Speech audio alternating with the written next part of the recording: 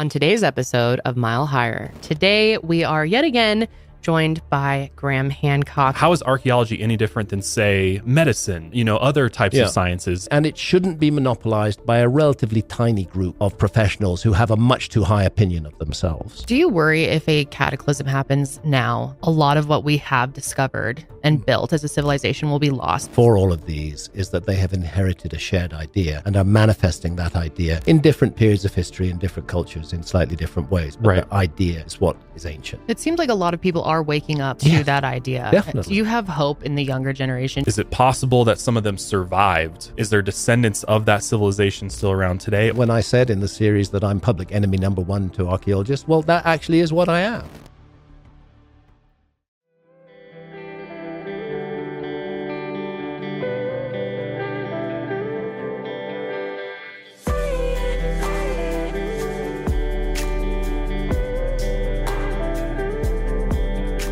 Hey, what's up, everybody? Welcome back to Mile Higher Podcast, episode 258. And today we are yet again joined by Graham Hancock. If you didn't catch our last episode, we dove into a variety of topics just now. Yes, we did indeed.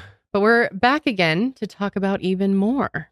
Yes, I'm very excited for this episode because we're going to be diving into really your forte, your specialty, and that is this question of, was there a lost advanced civilization that existed at the end of the Ice Age?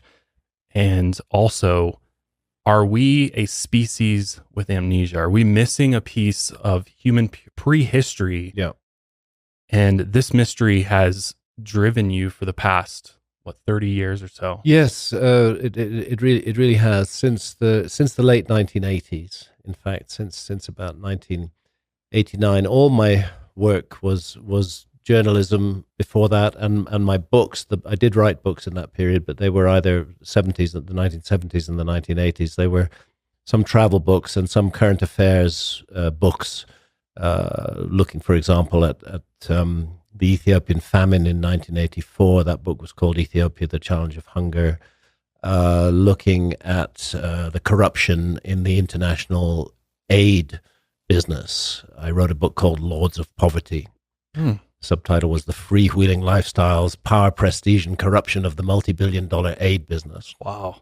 And I was looking at foreign aid as an institution, and in those days, criticizing foreign aid was like criticizing motherhood. It was something you just weren't supposed to do. But I had seen so much going wrong with aid in my travels, particularly around Africa, that I felt somebody needed to speak out about it. It's not that I had anything against individual aid workers, but aid as an institution was not help. I found it was very unhelpful to so-called developing countries, and I felt this needed to be pointed out. But around about that same time, traveling widely and traveling in particular in Ethiopia, I came across Ethiopia's claim to possess the lost Ark of the Covenant, and I found it a very interesting claim, since no other country in the world claims to possess that relic. And I began to look into it in depth, and that was what led me ultimately into this investigation into the possibility of a lost civilization of the Ice Age. The book that I wrote about the Ark of the Covenant was called The Sign and the Seal: Quest for the Lost Ark of the Covenant. It was published in 1992, but there were certain aspects of the Ark of the Covenant, as it's described in ancient texts, and as Ethiopians still talk about it today, which didn't seem to fit the context of the times. It seemed like some sort of technological device of some kind. It's very carefully described in the book of Exodus. Its dimensions are given precisely. It's a wooden box, but it's lined outside and inside with gold, with pure gold, and then supposedly the tablets of stone with the 10 Commandments are placed inside it. But it does all kinds of weird stuff. It lifts its bearers up into the air. It's carried on carrying poles by a group of bearers. Sometimes it will kill them. Sometimes a bolt of fire will flash out from it. It doesn't seem to depend on on whether the person is negative or positive. There was a character called Uzzah in the Bible. There was one occasion when the ark was being carried on the back of a cart, and it seemed to be unsteady, and he reached out to steady it, and a bolt of fire lashed out from it and struck him dead, even though his intentions were perfectly good. It seemed to have a hint of technology about it, not simply superstitions about the divine power, but something that didn't quite make sense in the context. And this led me to consider the possibility that there might be something missing in our story, that we shouldn't rule out the possibility of perhaps other kinds of technology, not necessarily our kind of technology, being developed by some civilization in the ancient past. And this was one of the reasons why I then went on to write Fingerprints of the Gods, which was published in 1995, and which is probably my best known book in this area. That's where I really went in depth into investigating the possibility of a lost civilization of the Ice Age. And obviously, as the years have gone by, I've refined my thinking on this and learned a lot as I've gone along. And I'd like to make this clear at the outset when talking about a lost advanced civilization, is I don't mean a civilization like ours. Like flying cars. And robots and stuff. Robots and all our stuff. I don't mean that at all. I believe that all human civilizations have emerged out of shamanism. I think shamanism is the fundamental basis of human civilization, and it's the fundamental basis of knowledge. And shamanism can be very scientific in its pursuits and in its investigations. And I think that's the basement, that's the foundation of all human cultures. And some human cultures have taken that foundation and gone in one direction, and some have gone in other directions. So I'm often criticized for saying that some kind of weird advanced civilization came and taught indigenous people stuff. No, that's not what it's about. That so-called advanced civilization emerged out of shamanism itself, and it was an indigenous civilization, and I believe it was present all over the world. But it began for me with a series of problems and questions about the past and about the way that the past is explained. And amongst those issues, two in particular stand out for me. One is evidence of extraordinarily advanced knowledge of the cosmos and of the Earth's place in the solar system at a very early date, just about as early as you can go when you look at ancient texts like the Rig Veda in India, for example. There is evidence long before the Greeks, who are credited with being the first discoverers of a phenomenon called the precession of the equinoxes. There is evidence that cultures long before that, going back into the mists of time, in the oldest myths and traditions that we know, are encoded a series of numbers and a certain symbolism, which is often the symbolism of a great mill turning in the heavens. And in fact, I like to recommend books by other authors. And the book that I recommend, and the book that was key in my own journey, was written by two professors of the history of science back in the 1960s, or perhaps 69, 1970. Their names were Giorgio de Santillana, who was a professor of the history of science at Massachusetts Institute of Technology, and Hertha von Deschend, who was professor of the history of science at Frankfurt University. And it's a monumental work of research and investigation. And they demonstrated completely, at any rate to my satisfaction, nobody has ever really successfully faulted them on this, that there was a highly sophisticated knowledge of the precession of the equinoxes, that it's impossible to trace how far back it goes. It just goes back thousands, perhaps tens of thousands of years. And they attribute it to what they call some almost unbelievable ancestor civilization that first came to understand the world in terms of number and measure. And I mean, to cut a long story short, precession is an observed phenomenon. at the moment, if you take the North Pole of the Earth, the axis of the Earth, and you extend the North Pole up into the heavens, you will find that that is pointing at a particular star, pretty much. And that star is called Polaris. And that's our pole star in our time. But it hasn't always been the pole star. And it won't always be the pole star because there's a wobble on the axis of the Earth. And therefore, that extended North Pole is actually transcribing a great circle in the heavens. And sometimes it will point at empty space, and sometimes it will point at another star. There have been a number of stars in the past that have been pole stars. Thuban in Draco was a pole star about 4,000 years ago. At the same time, and this is where it edges into what we now call astrology, there are the 12 constellations of the zodiac. And why are they recognized as such? Because they are the constellations against the background of which the sun rises, according to a very definite schedule. And the greatest interest in ancient times was what constellation houses the sun on the spring equinox. What constellation is rising behind the sun? The sun is seen to be in the grip of that constellation at dawn on the spring equinox. And in our time, that is the constellation of Pisces. And we live in the age of Pisces. Mm-hmm. Within a lifetime or two, it will have shifted into the constellation of Aquarius. And we do live in the dawning of the age of Aquarius at dawn on the spring equinox. Before Pisces, it was Aries. Before Aries, it was Taurus.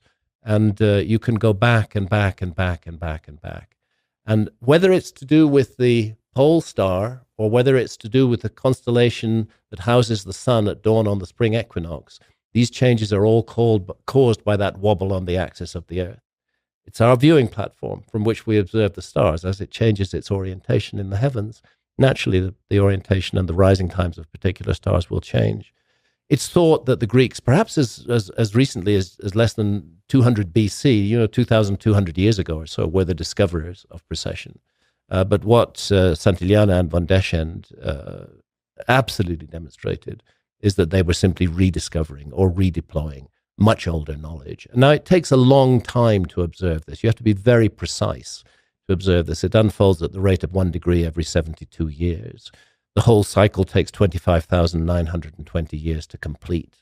And to observe it precisely and predict it accurately and know exactly what's going on, and then to create a symbol for it, a great mill turning in the heavens, and to use that symbol and to combine it with numbers that are referenced in myths and traditions all around the world, they detected the fingerprints of an ancient science in that, which had largely been forgotten, but the key elements of it were remembered through great storytelling, through myth, through traditions, and through the notion of world ages.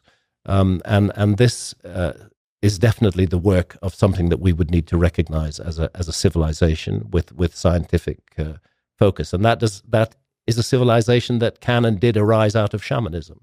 Shamans are very observant of the cosmos and of what is going on in the cosmos. Second thing is the existence of ancient maps, which show the world as it looked during the last ice age. We know pretty well how the world looked during the last ice age. And what is the big change? The big change is that during the ice age, sea level was 400 feet lower than it is today.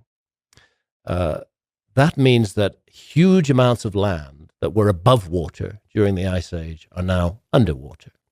And therefore, it's odd to find maps which were drawn in the 14th, 15th, 16th century, but where the map makers tell us that they were using much older source maps that were falling apart, that they were trying to preserve the information in those maps, copied them onto their new maps, and lo and behold, they show the world as it looked during the last ice age. They show Antarctica in maps drawn in the 1500s, based on older source maps, when our civilization didn't even know Antarctica existed until 1820. But there it is in all its glory on these much more ancient maps. And then another problem, many of these maps, particularly the so-called portolanos, which are all copies of older source maps, but often incorporate new knowledge that was discovered at the time that the map makers were working, that these contain extremely accurate relative longitudes. And longitude is a scientific issue, which our civilization didn't crack until the middle of the 18th century. In fact, there was a huge prize, an unbelievable prize. I believe it was $1 million British pounds that was offered for anybody who could crack the longitude problem. Well, longitude is really important if you're a sailor, if you're navigating at sea, because, you know, if you don't know your longitude, you might be 300 miles east or west of where you think you are. Right. And you might crash into a coastline that you're not expecting. It's really useful to know exactly what your longitude is. But it took a very accurate chronometer that would keep accurate time at sea despite the rolling motion of the ship before our civilization was able to solve the problem of longitude. Solve the longitude problem roughly in the 1750s onwards is when we solved it. And yet here are these ancient maps with extremely accurate relative longitudes long before we solved it. And those maps themselves are based on even older source maps. So these curiosities led me to think that it's worth exploring the possibility that our historians and archaeologists don't know everything about the past, that there might be new things to learn about the past, that there might be a forgotten episode in the human story, as virtually every one of the great myths and traditions around the world insists on. And that set me on my journey to explore this possibility. That, and while I was researching the previous book, The Sign and the Seal, finding myself in the presence of the Great Pyramid of Egypt, which is just the most unbelievable, staggering, extraordinary work of beauty and art and science. The Great Pyramid is an incredibly complicated monument, but those who built it had an enormous knowledge, which they manifested in the Great Pyramid. And I'll tell you a bit more about that as we go along. Yeah, God. So for those that don't understand, what is mainstream academia's view on those maps you just referenced? Like, why don't they see the same thing that you do? They think it's just fantasies of the map makers. They're just like having fun, take a best crack at what it looks like. And just make stuff up, make up Antarctica, for example. Just make it up. Why though? That doesn't make any sense. Well, they say that those map makers had the idea that the Earth somehow needed to be balanced. Oh, so there's got to be land at the bottom, land at the top. Yeah, and in fact, even though there actually isn't much land around the North Pole, it's mostly sea ice. Yeah. Whereas Antarctica is a true continent, huge continent. Yeah, which is buried under ice. So I mean, they're welcome to their view, but I don't agree with it. I think we're looking at hints and clues that something is missing in our story. And I made it my focus for many, many years to try and identify what that missing thing could be, and to try to show that archaeology, most archaeologists would deny this. And I know lots of individual archaeologists who I like very much. But again, as was the case with my book critiquing foreign aid, I'm looking at archaeology as an institution which has a particular narrative to tell, and whether they like it or not, the narrative of the institution of archaeology is that archaeology is the sole arbiter and the sole voice that has a right to speak authoritatively about our past, and that we should basically accept everything that archaeologists say. This is why some archaeologists were so annoyed with me about my Netflix series, Ancient Apocalypse. Yeah. Because, I wasn't repeating their narrative. Yeah. I was telling a different story and saying, look into different possibilities.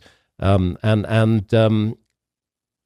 I couldn't do anything that I do without the work that archaeologists have done. And I want to pay tribute to archaeologists for that. They do a lot of hard, gritty work, very, very important work. But like any profession, any science that gets committed to a particular paradigm, it's very difficult to see outside the boundaries of that paradigm. So I was astonished, even though I kind of expected it. I was astonished when the Society for American Archaeologists, egged on by a couple of very furious archaeologists, one of whom has been stalking my work for 30 years. I was surprised when the Society for American Archaeologists wrote an open letter to Netflix demanding that my documentary series be reclassified as science fiction, and saying that archaeology already knew for an absolute fact that there was no possibility of a lost civilization during the Ice Age. And I don't understand how they could know that. I don't get it. It's actually a lie. They don't know it for an absolute fact. It's important to realize a number of things about archaeology. A lot of archaeology that gets done doesn't get done because of a targeted search for something specific. It may be, particularly in the industrialized technological societies, it may be because a dam is being built or a new highway is being built. And rightly and properly, before that land is overturned and destroyed to create the new dam or the new highway, they want to find out if there's anything of archaeological interest in there. So they'll call in archaeologists, and archaeologists will check the landscape out and look and do some digging. And if they find anything of archaeological interest, they will report it and publish it in peer-reviewed journals and so on and so forth. But that leaves huge areas of even the industrialized technological societies which have never been studied by archaeologists at all. Never looked at for a moment, because there's not been the funding or the reason to look there. They haven't had the justification in their minds to spend scarce funds on looking there.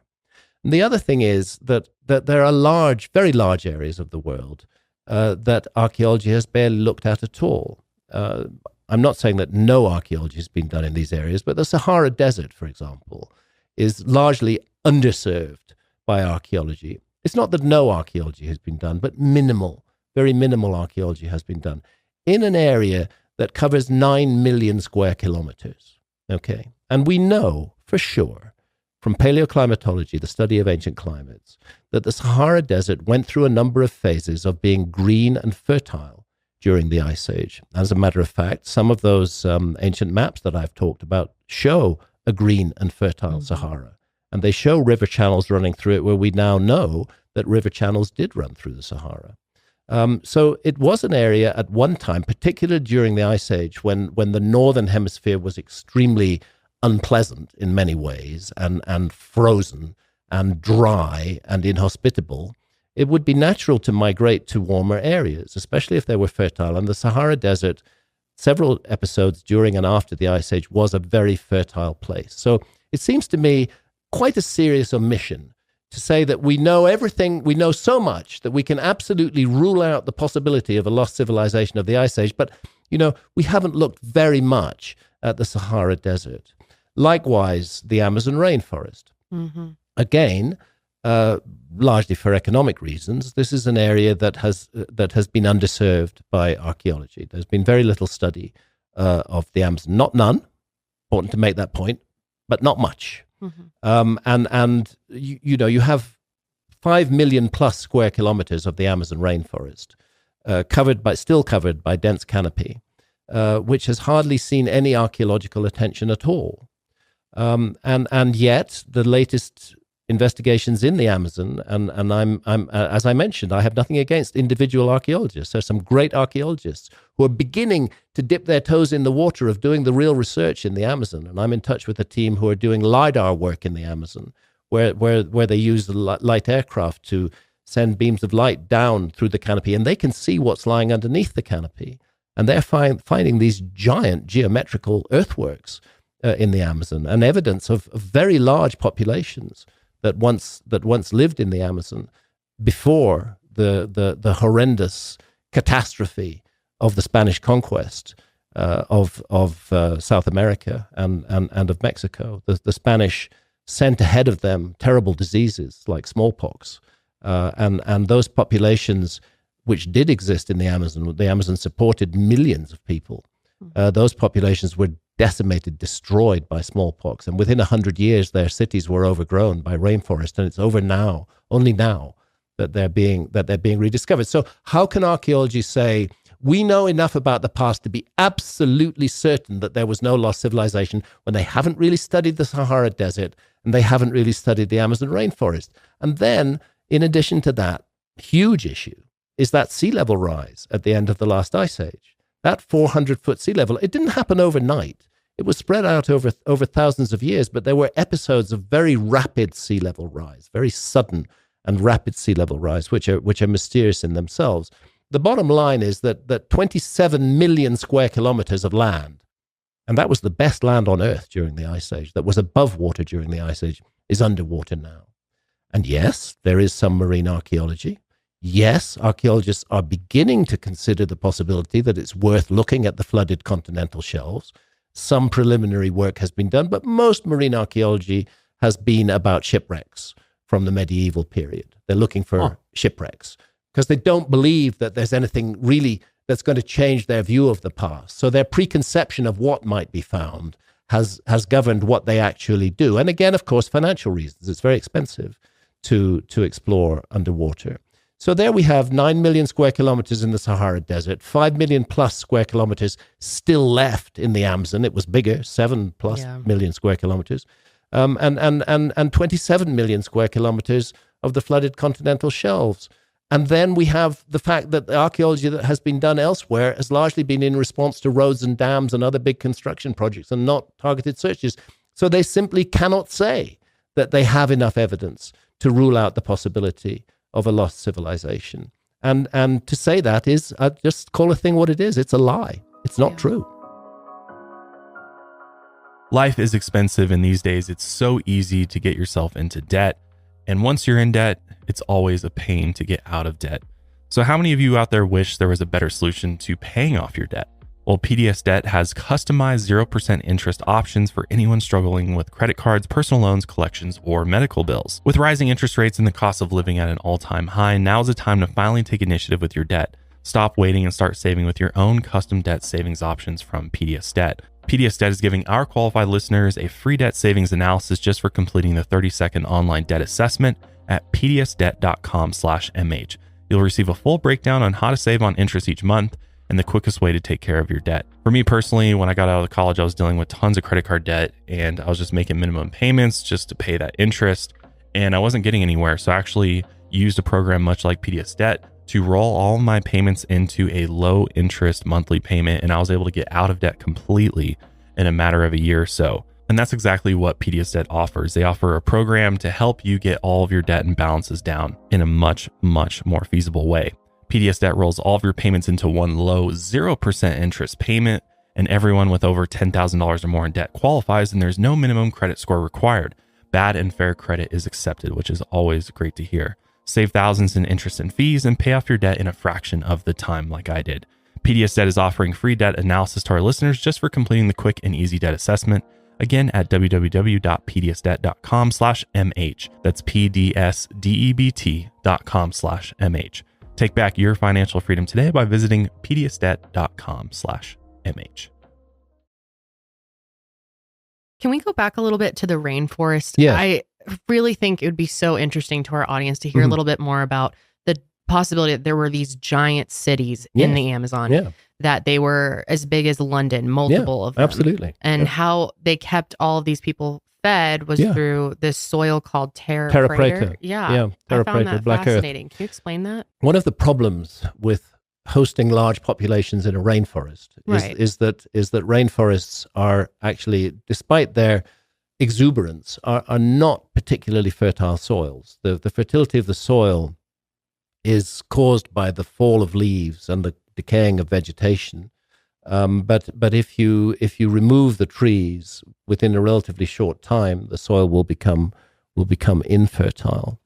Terra preta, sometimes known as the Black Earth, is a man-made soil. Human beings invented it, and the earliest so far found. But remember, so little study has been done in the Amazon. Yeah. So we don't even know for sure. Say again? We don't know for sure then if this hasn't been around previously. We don't know, but what we do know is it's been around at least 9,000 years. And I believe it's been around a lot longer than that. People found a way to make the Amazon productive for human beings in two ways. First of all, by inventing this soil, which is still sought after today by anybody seeking to settle and create agriculture in the Amazon. If they can find patches of terra preta, they're going to be able to grow anything they need to grow. It's self-replicating soil. It's full of bacteria and organisms that create its fertility, and it's quite a miracle of human creation. And that is a scientific work of the Amazonian peoples, and it's at least 9,000 years old. And goodness knows what else remains to be discovered there. So that's the first point. The second point about the Amazon is that, and a lot of people don't realize this, is that the Amazon itself is a man-made ecosystem. It is designed to serve the interests of human beings. If you look at what are called the hyperdominant trees in the Amazon, they are all trees that produce foods that are needed by human beings. And other trees that are not useful to human beings are much less present in the Amazon. So the whole thing was created to serve humanity. And human beings who lived in balance with their ecosystem up until the time of the Spanish conquest. Again,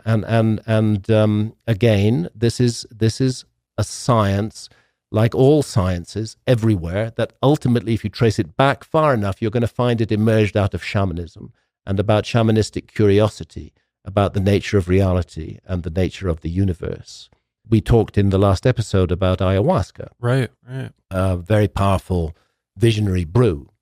Ayahuasca is also a work of science that was the creation of the indigenous peoples of the Amazon, who I think we must recognize as a civilization in every possible way. If not advanced. I mean, that seems pretty advanced to I create think a we brew. need to recognize them as an advanced civilization. We just need to redefine what we describe as advanced. Yeah, in I some think way. that's where people are You know, getting advanced lost. isn't necessarily motor cars and airplanes and plastic. There's lots of ways to be advanced. And in the case of the Amazon, ayahuasca, highly effective visionary brew, is only possible.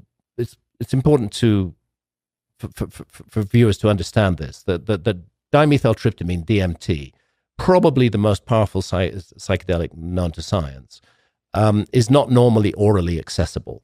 That's why people smoke it or vape it. But what they found in the Amazon was a way to make it orally accessible. And that's because the leaves of the chacruna plant contain DMT, pure DMT, but you can't have a trip if you consume or drink a tea made from those leaves because of an enzyme in the gut called monoamine oxidase, which switches off DMT on contact. So therefore, you need a monoamine oxidase inhibitor. Now, this is a scientific pursuit. Right, yeah. You need a monoamine oxidase inhibitor in the brew, which is going to shut down that enzyme in the gut and allow the DMT to be absorbed orally. And that's what they found. That's what they discovered in the Amazon. God knows how long. Who knows ago. how long? That's thousands crazy. and thousands of years ago for sure. Wow. Thousands of years ago. And it's an extraordinary achievement when you consider the 100,000 plus different species of plants and trees that exist in the Amazon. To do that solely by trial and error, to put together the most powerful hallucinogen known to science. I don't like that word. The most powerful psychedelic known to science.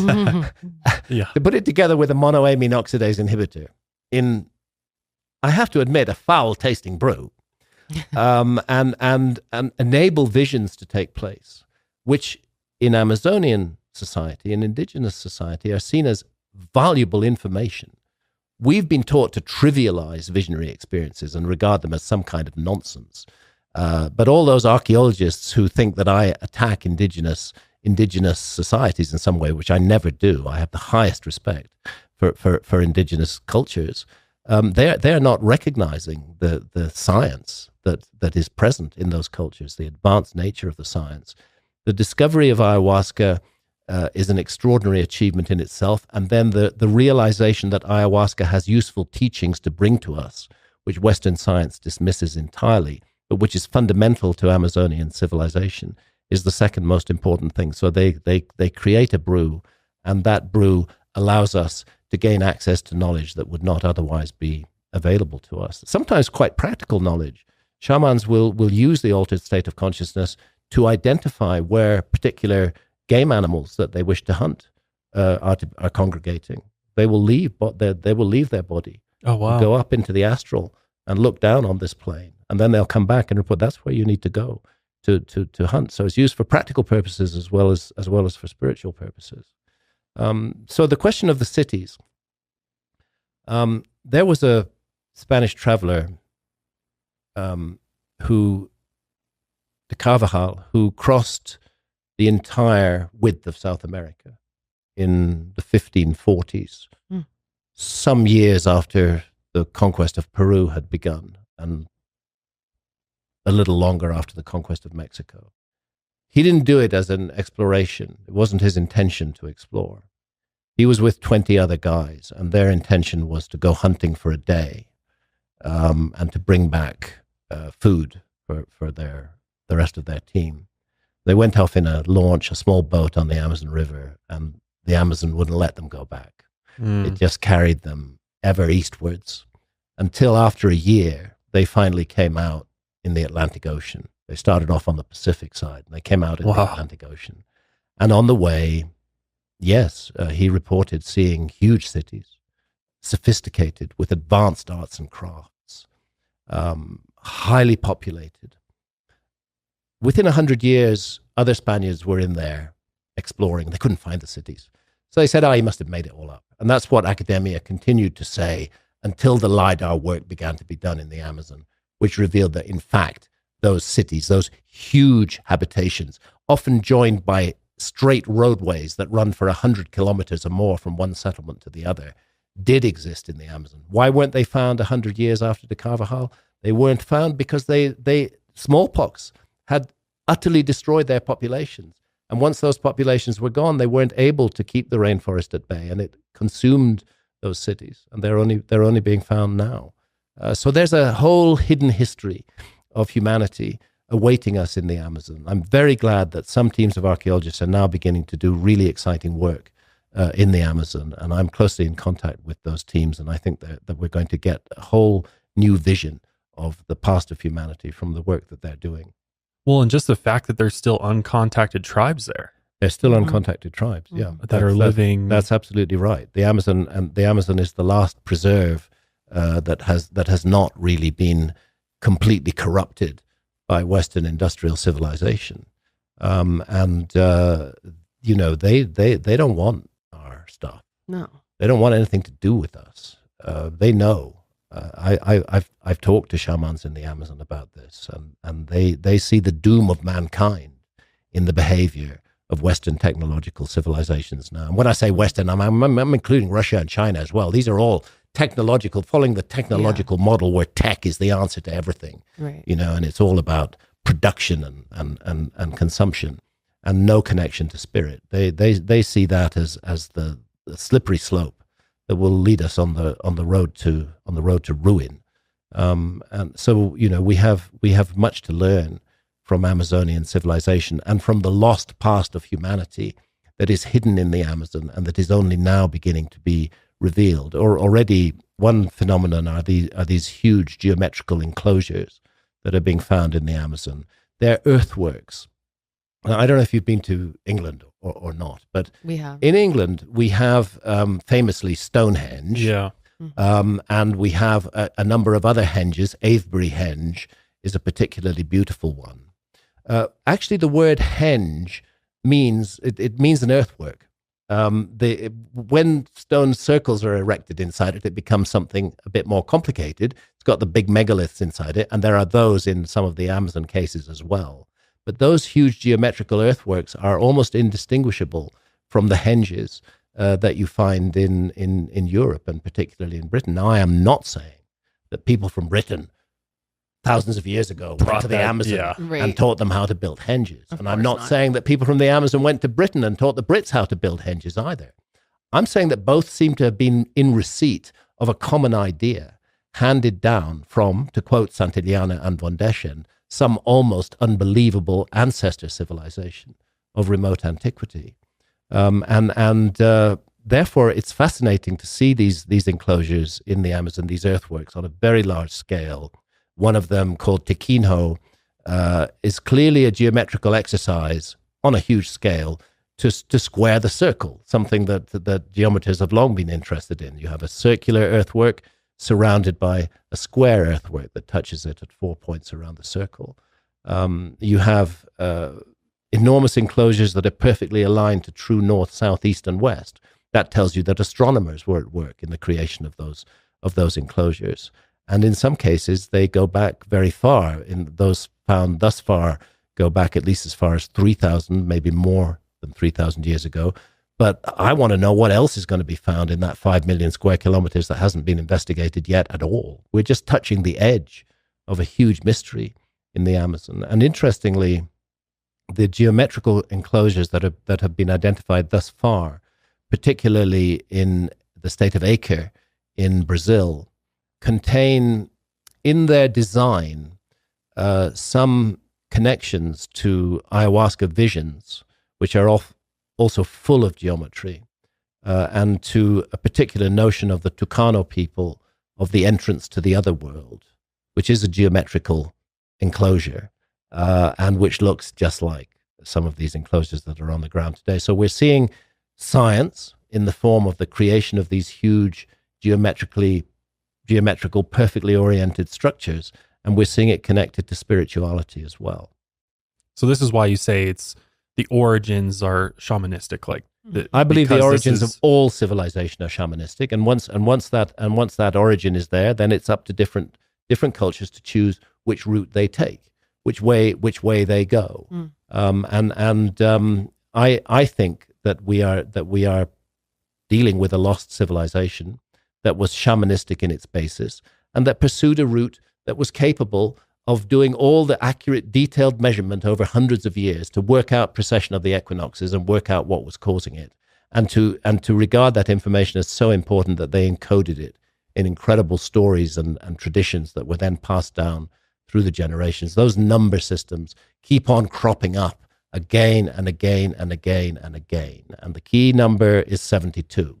That's 1 degree of precession. That's hold your finger up to the horizon, and 1 degree of precession is the width of your finger against the horizon. Hard to observe in one lifetime.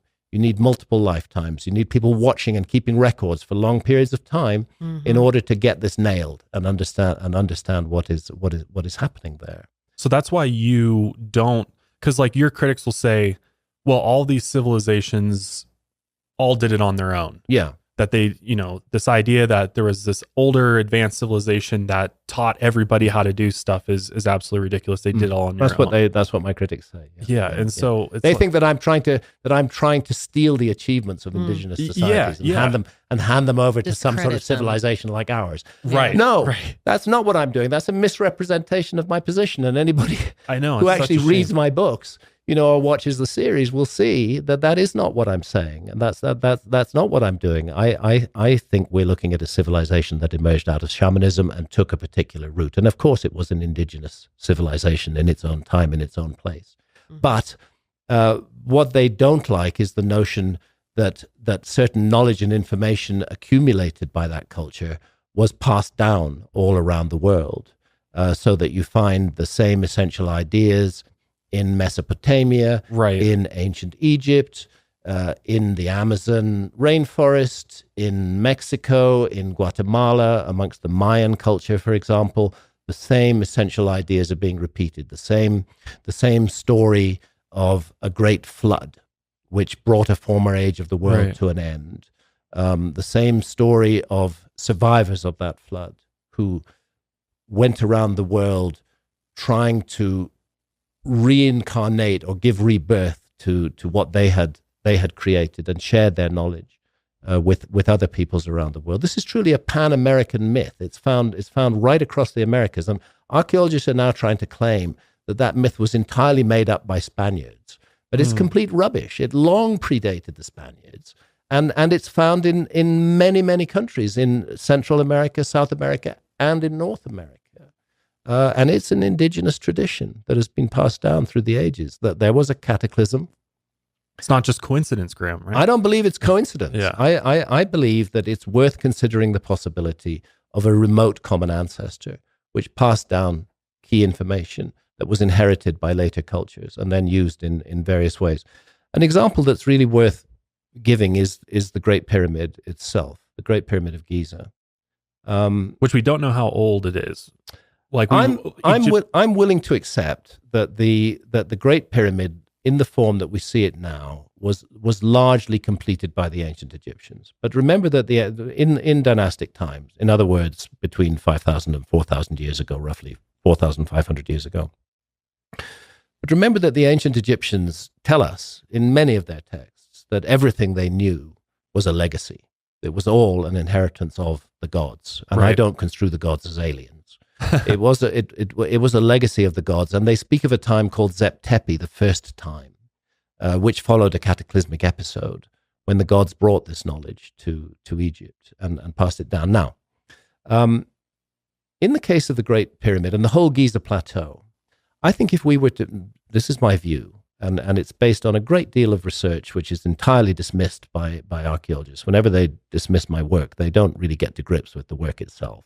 It's just a narrative they don't want to hear. Right. So they dismiss it. But if I were to try to envisage the Giza Plateau 12,500 years ago, I think what we'd see is an enormous rock-hewn statue of a lion facing due east, perfectly due east, where the sun rises on the spring equinox.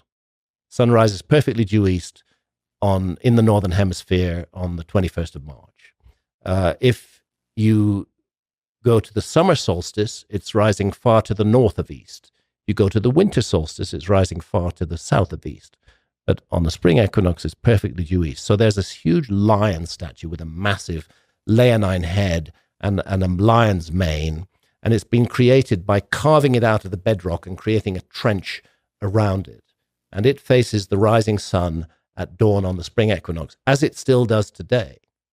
But 12,500 years ago, the rising sun at dawn on the spring equinox was housed by the constellation of Leo, the constellation that we recognize and many cultures have recognized as a lion. So as above, so below, this lion monument gazing at its celestial counterpart rising behind the sun at dawn on the spring equinox. I believe that the megalithic temples that we see in front of the Great Sphinx, the so-called Sphinx Temple and the Vali Temple, these are colossal megalithic works, were also there at that time, around 12,500 years ago. And what happened was that in later times, the ancient Egyptians, who were the inheritors of the culture that originally established the Giza Plateau, that the ancient Egyptians found it necessary to restore and modify some very ancient monuments. So that's why on the Vali Temple, which is in front of, but a little to the south of the Great Sphinx, that's why on the Vali Temple, we see that it's created in two stages. The first stage is the core limestone blocks, and they are massive, hundreds of tons in some cases, certainly up to 200 tons in the case of some of these megalithic temples on the Giza Plateau. But the limestone is heavily eroded. And then in dynastic times, they took the trouble to bring granite to the Giza Plateau, and then to cut that granite so that it fitted the existing erosion patterns on the much older limestone blocks, and fit it onto them there. That shows two things. It shows, first of all, that they respected the limestone blocks. And secondly, it shows that the granite facing is younger than the limestone blocks itself. And there is nothing, not a single inscription in those temples which says this was built by Pharaoh such and such in such and such a time. Yeah. I think that where the three great pyramids stand, the pyramids that are now attributed to Khufu, Khafre, and Menkaura, I think what stood there at that time were low platforms, megalithic platforms. In the case of the Great Pyramid, they didn't need to do much because the Great Pyramid itself is built around a natural hillock. And deep underneath it, 100 feet vertically beneath the base of the Great Pyramid is a chamber, subterranean chamber, hewn out of solid bedrock. I think that was the original sacred site on the Giza Plateau. And the Great Pyramid, originally a platform, was completed in the time of the ancient Egyptians using knowledge that was passed down from that much more ancient time. Now, why it operated in two phases like this, in ancient cultures that took the heavens seriously and that understood the notion of world ages, 12,500 years ago was a very dramatic time on our planet. This was the 12,800 years ago was the onset of the Younger Dryas, which is a catastrophic climate episode, which is where the Earth has been emerging quite slowly and almost pleasantly from the Ice Age, and then suddenly goes back into a dramatic deep freeze. And weirdly, at the same time, there's an almost instant sea level rise recorded, for example, in Bahamian corals, which can only exist at a certain depth beneath the surface of the sea. And that's odd because this is a time when the world's climate has suddenly gone very cold. It was warming up and then it goes as cold as it was at the peak of the last ice age. You wouldn't expect to see sea level rise happening then. But the work of Cesare Emiliani has proved that sea level rise did occur then. Then you have about 1,200 years of true horror on this planet. That's the time that all the great megafauna of the Ice Age go extinct. We're all familiar with the saber-toothed tigers, the woolly rhinos, the mammoths, the mastodons, the giant sloths. They were everywhere then, but they all went extinct during the Younger Dryas. So clearly, this was a very bad time if it could wipe out just huge numbers of animal species that were very successful species prior to that. There's evidence of a collapse in human populations at that time. It was a very bad time. And it may have been, I believe that's the time where we lost track of an episode in our story, where we lost track of an earlier civilization, that not our civilization, not like us. We should never look for ourselves in the past, but a civilization that was capable of exploring and navigating the earth, that understood the dimensions of the earth, and that understood how the earth looked and was capable of creating accurate maps with accurate longitudes. Incorporated into the Great Pyramid are the dimensions of our planet. And again, yes, Egyptologists know that this is the case, but they regard it as a coincidence. It just happened by accident. Yeah. But it's a point that I like to bring home. And this is that if you take the height of the Great Pyramid and multiply it by 43,200, you get the polar radius of the Earth. And if you take the base perimeter of the Great Pyramid, measure that, and multiply it by the same number, 43,200, you get the equatorial circumference of the Earth. So the key dimensions of our planet are encoded on a scale of 1 to 43,200 in the Great Pyramid. And to tell us that it's speaking to the Earth, it's also almost perfectly aligned to true north, within 3/60ths of a single degree. Yeah. I mean, that is almost a tiny, tiny error on a monument that weighs 6 million tons and has a footprint of 13 acres, you know. So it's speaking to the Earth, and it encodes the dimensions of the Earth. But archaeologists say, what's so special about 43,200? It's just random. You know? But no, I'm sorry, it's not random. It's 600 times 72. It's one of those numbers generated by the precession of the equinoxes. 43,200 is a number that occurs in many ancient texts and traditions, or 432,000 multiples of the same number keep on coming up again and again and again. And that is a number system that is generated by a key motion of the Earth itself. So how clever can you get? Yeah. You have a gigantic monument which nobody understands how anybody could build it in the first place. You almost perfectly align it to true north. You then encode the dimensions of the Earth in that monument, and the scale you used is a scale defined by a key motion of the Earth itself. I mean, come on. Yeah. This cannot be an accident. It seems so obvious. We're looking at science here. We are looking at an ancient lost science that the ancient Egyptians were the inheritors of, as they themselves loudly and frequently proclaimed. It's just that archaeologists don't want them to say that. Yeah, it's interesting with the king lists in ancient Egypt. There are king lists all over the temples. For example, the Temple of Seti I in Abydos, lists of kings. And actually, Egyptologists use those king lists in formulating their chronology of ancient Egypt. And they're fine with the king lists as long as they go back only to the first dynasty. But the problem is the king lists go back further. They go back more than 30,000 years into the past. Those archaeologists ignore and dismiss as myth and fantasy. And again, they claim they're the ones with respect for indigenous cultures. They're not respecting the indigenous culture of ancient Egypt with the knowledge that it manifested. They said our kings were not confined to the first dynasty onwards. There were rulers went back thousands and tens of thousands of years before that. We should listen carefully to all of these things. I think that's what's so frustrating about it too, is that they come from this place of we're just trying to respect these ancient cultures, but they're really dismissing them. They're very dismissive, especially to say that all of this is just coincidence. Yeah. You know, you ask what are these mainstream archaeologists? They say they respect indigenous cultures. Ask them if they respect shamanistic views about the other world, about the world we enter in a deeply altered state of consciousness, about how we can encounter the spirits of deceased relatives in that world. Archaeologists will say, no, that's impossible. Yeah. Can't be. That's just their fantasy. That's just the story they tell themselves. Stories. Archaeologists don't know that. That's their prejudice. They are being prejudiced against indigenous cultures in that world. And they're subtly in their subconscious, they know they're doing that.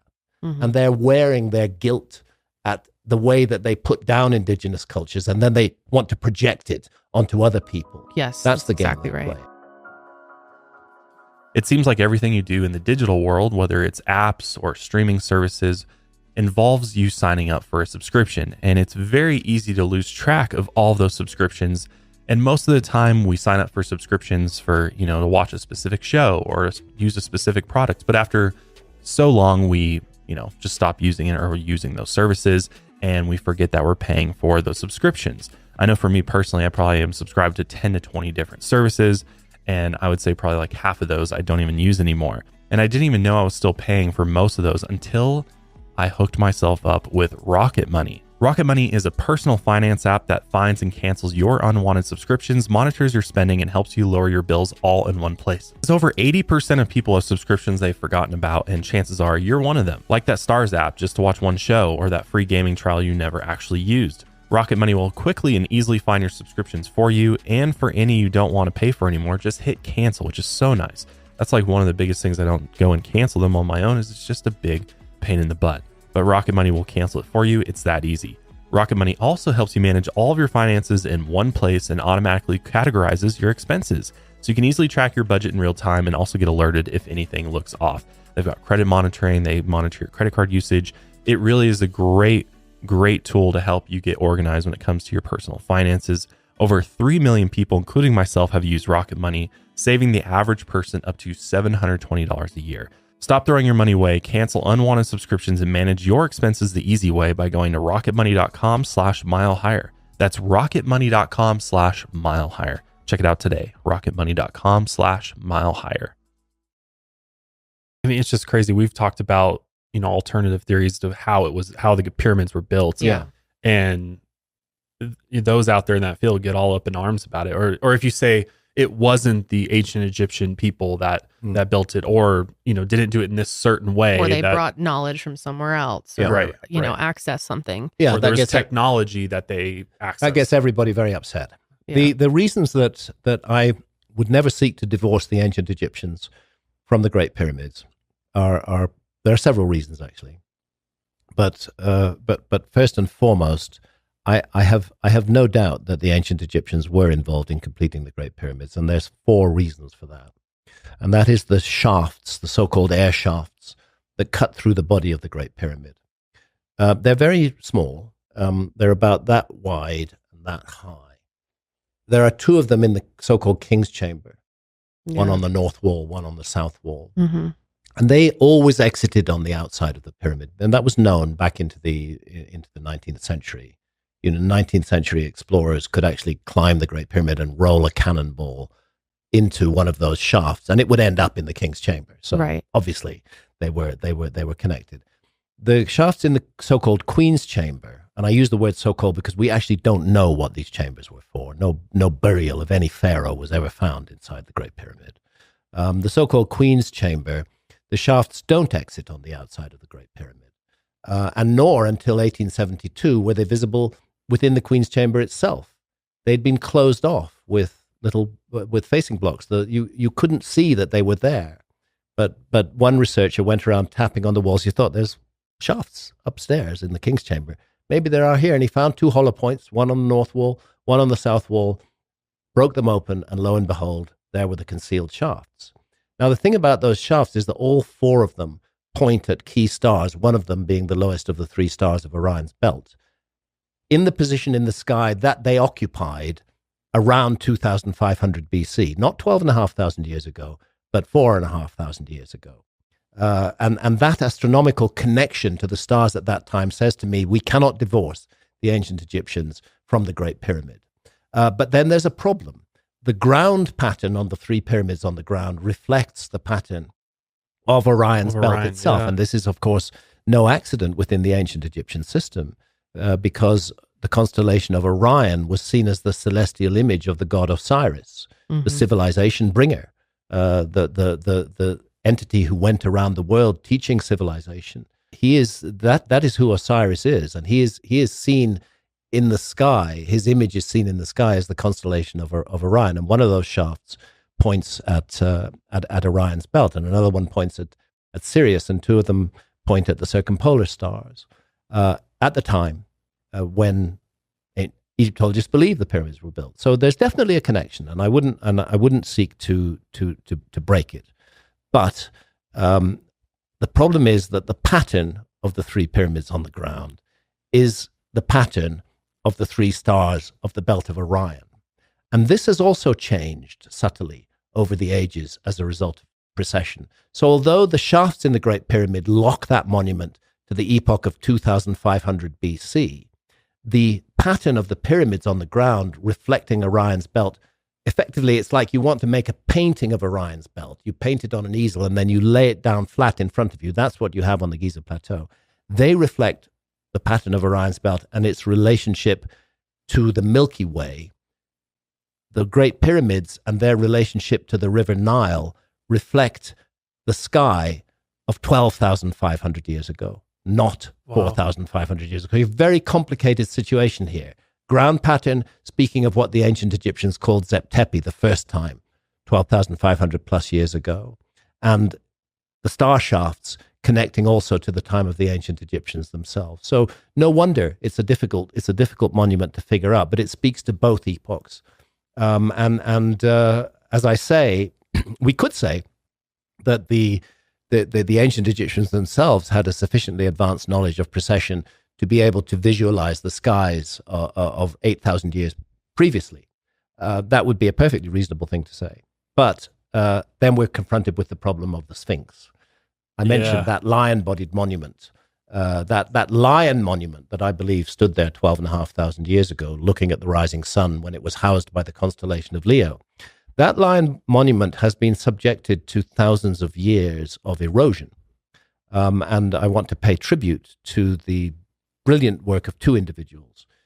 The late, great John Anthony West, dear friend of mine, the first to raise the possibility that the Great Sphinx had been subjected to some kind of water weathering, and that creates a problem in itself, because 4,500 years ago, the Giza Plateau was as dry and as waterless as it is today. And then Professor Robert Schoch from Boston University.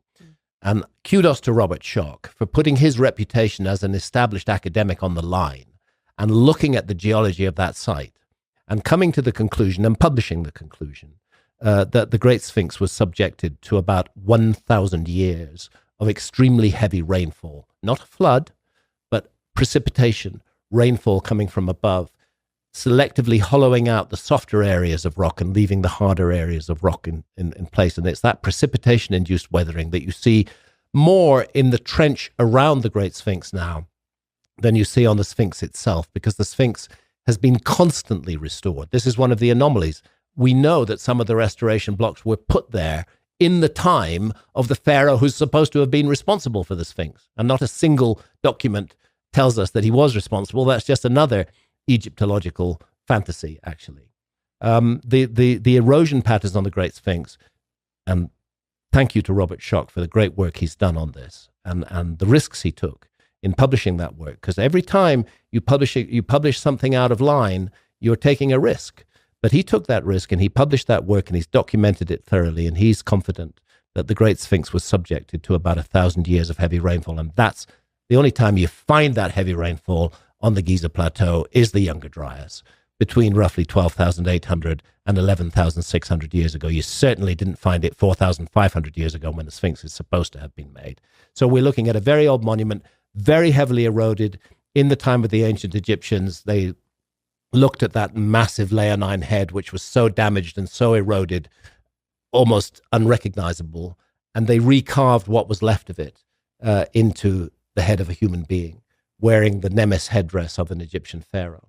But that is a recarving of a much more ancient monument. That's a restoration work that was done on it. And we don't know which pharaoh it's supposed to represent. Egyptologists like to think that it represents Khafre, but there's no compelling evidence for that whatsoever. So a lion-bodied monument, once a lion-headed monument, that now takes the form of the lion-bodied Great Sphinx with a recarved human head that's way out of proportion to the scale of the rest of the body of that 270-foot long monument. The head is sort of tiny by comparison with the rest of the body. And the ancient Egyptians didn't get things out of proportion unless there was a very good reason to do so. And I think they were restoring a very damaged and much older leonine head. Is there not a hidden chamber as well under the Sphinx? Yes. While work was allowed to be done, John Anthony West and Robert Schoch were both involved in this work back in 1992. They did a seismic survey around the Sphinx, and they identified a very large geometrical chamber about 15 feet beneath the forepaws of the Sphinx. Wow. 20 feet beneath the forepaws. Could be a natural cavity, but the rectangular form of it suggests strongly that human beings were involved. Dug out or something. Yeah, that it was made. And in fact, there is a whole underworld at Giza. This is beginning to be recognized. The so-called Tomb of Osiris is an example of this. That subterranean chamber beneath the Great Pyramid is an example of this. I think there's a lot more remains to be discovered under the Giza Plateau. Yeah. Have they LiDAR the Giza Plateau? Well, LiDAR in that case wouldn't help because there's no canopy covering, nothing you need to see through. See. Yeah, but what is needed is seismic tomography, right? And that will show you a picture of what is underneath the Giza Plateau. And whenever that's been done, it's identified chambers, passageways, corridors. And not enough is being said about this, and I don't know what's going on. I'm not a conspiracy theorist. I don't think that Egyptologists are in a conspiracy to hide the truth. I think they're just so locked into their paradigm that they can't see what's. They feel like they've got it figured out. They've got it figured out. No reason to waste resources. Exactly, no reason to waste the resources, and they don't want to get mixed up in any way with this crowd of kind of quote unquote new age thinkers like Graham Hancock. Right. Mm-hmm. So have you, because there's this idea about this chamber beneath the Sphinx being potentially this hall of records. And that was put forth by Edgar Cayce, I believe. Which is one of the reasons that Egyptologists distance themselves from it. Although weirdly, both Mark Lehner, he's got a lot of knowledge around this subject, Edgar Cayce, and first of all, the fact that Edgar Cayce was a healer. He used to fall into a trance-like state. And in that trance-like state, primarily what he did was offer remedies for people's ailments. Yeah. Mm-hmm. But from time to time, he would start talking about Atlantis and about a lost civilization of prehistoric antiquity. And he said that the Hall of Records of Atlantis lay beneath the paws of the Great Sphinx. Well, immediately for scientifically minded Egyptologists, this is something to get as far away from as possible. Right. Like this nutty guy. Yeah. So they kind of neglect the fact that there are ancient Egyptian texts that speak precisely of that, precisely of a Hall of Records. I don't know. Edgar Cayce didn't know about those texts. Right. He was tapping in from some other realm into this. But that's one of the reasons that Egyptologists have distanced themselves so much from the from the notion that there might be something hidden there. Oddly enough, both Mark Lehner, who is the leading American Egyptologist doing work around the Great Sphinx and on the Giza Plateau, and Zahi Hawass, who's the leading Egyptian Egyptologist doing work around the Giza Plateau, both of them were sent through college by the Edgar Cayce Foundation. Really? Wow. Robert Baval and I published this in our 1996 book, The Message of the Sphinx. It was published in America as The Message of the Sphinx and in Britain as Keeper of Genesis. And we documented it. It's all there if anybody wants to check it out. Wow. Very rapidly afterwards, they distanced themselves completely from the Edgar Cayce organization. But until quite recently, Zahi Hawass was still giving lectures at the Edgar Cayce Foundation, while at the same time insisting that he had nothing to do with any of these so-called crazy ideas. That's crazy. You know, wow. it's a very curious thing. And of course, people have a right to change their mind. Yeah. Perhaps that's all that happened. As I say, I don't see a need for conspiracy when there's already this mindset that just rules out any other possibilities. That is the mindset of institutional archaeology, not necessarily shared by all individual archaeologists, but it is the narrative they want to tell. And what I've observed, particularly in the reaction to my Netflix series, which was seen by huge numbers of people all around the world, is that what most disturbed archaeologists about it was that here was a narrative that wasn't theirs. They weren't controlling that narrative anymore. They thought they had it taped, and they were controlling the narrative in every possible way. And suddenly, reaching out to a huge audience around the world, comes somebody they didn't like anyway, right. me. They wish it was one of them that was doing I think this. so. Yeah. Or rather, more than that, they want to remain the high priests of the past. They don't. I certainly don't want to be the high priest of the past. All I want to do is to point out that there are certain problems in mainstream study of the past which require questioning and investigation. And the questions I've asked and the conclusion I've come to is that we are a species with amnesia, that there has been a forgotten episode in the human story, and that its fingerprints are in fact all around the world, but are not seen because it doesn't fit the prevailing mainstream narrative. Now, those archaeologists were furiously angry with me because, I had this huge platform, Netflix, to present my ideas on. And that's why they campaigned to have Netflix, relabel the series as science. It's not a documentary. Science fiction. That's what the archaeologists were telling stories on here. That's what archaeologists were claiming, They wanted to get back control of the narrative. But one thing that has to be remembered is that archaeology has a iron death grip on the narrative of our past. The fact that I had a Netflix series and Netflix is a big platform doesn't begin to compare with the fact that the findings, the conclusions, the narrative of mainstream archaeology informs everything that we are taught through the school and education system, right up to university, about the past. Everything we're taught about prehistory reflects the narrative of mainstream archaeology. So against that huge weight, and also most TV programs about, whether it's about ancient Egypt or other prehistoric subjects, are again informed by the institution of archaeology and reflect the narrative of archaeology. So just by dissenting from that and offering an alternative point of view, let's think about things a bit differently. Let's consider whether archaeology really does know everything it claims to know. That led to an enormous amount of fury and anger projected against me. But what it also led to was a worldwide conversation that many people who hadn't been exposed to my work were exposed to my work. And I want to make clear that, first of all, I couldn't do anything I do without the work that archaeologists have done, the groundwork that archaeologists have done. And secondly, I'm not alone.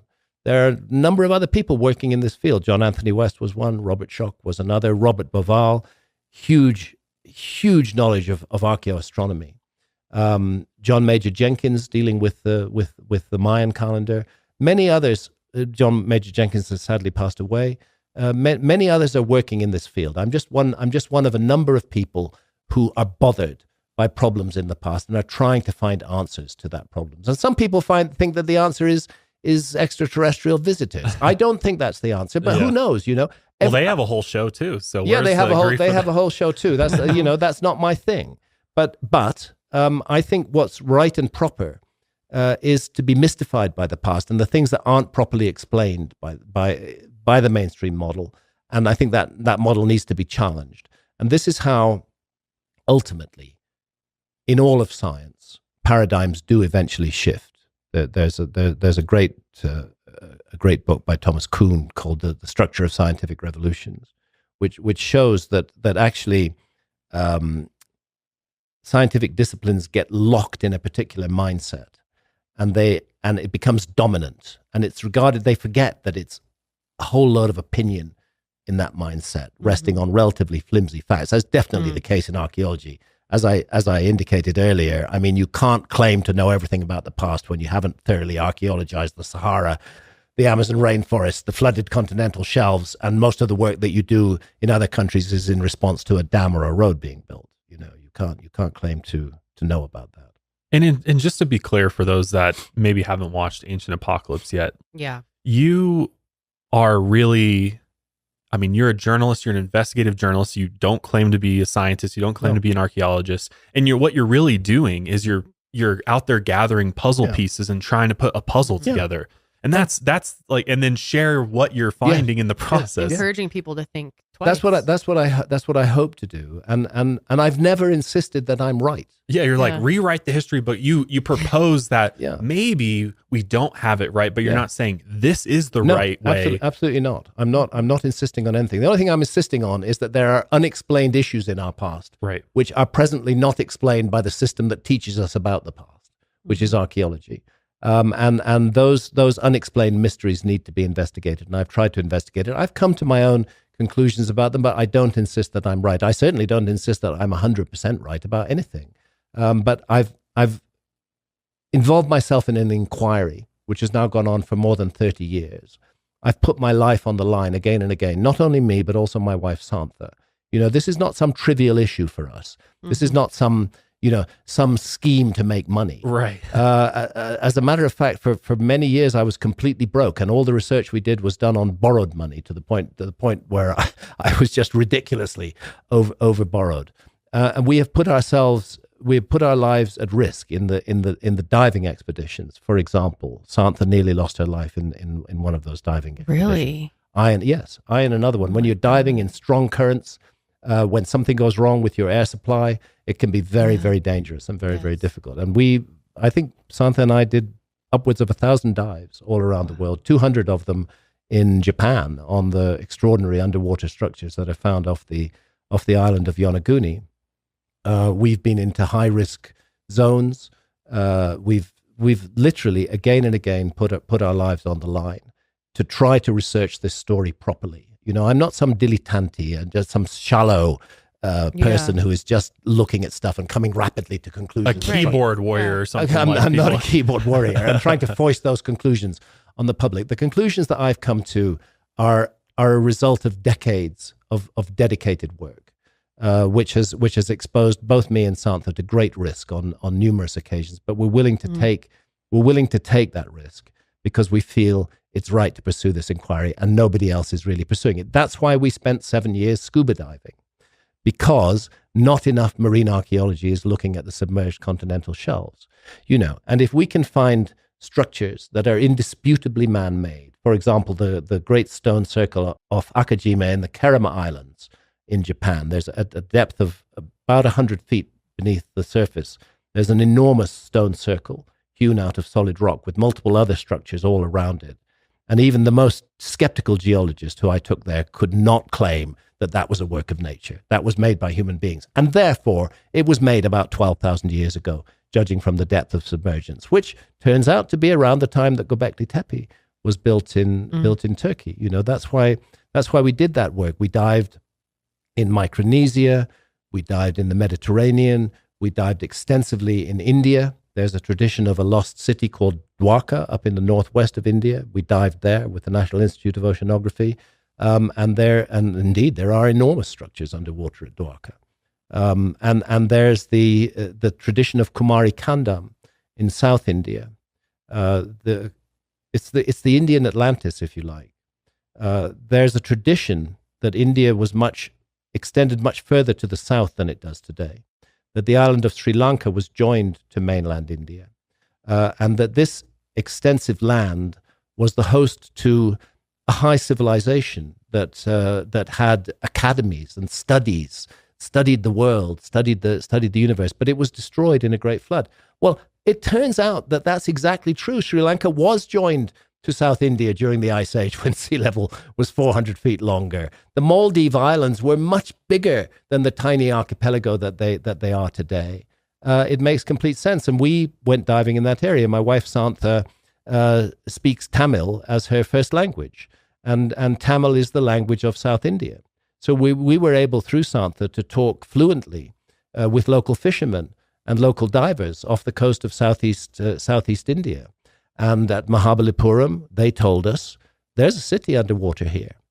And we said, how do you know that? And they said, well, it's actually annoying.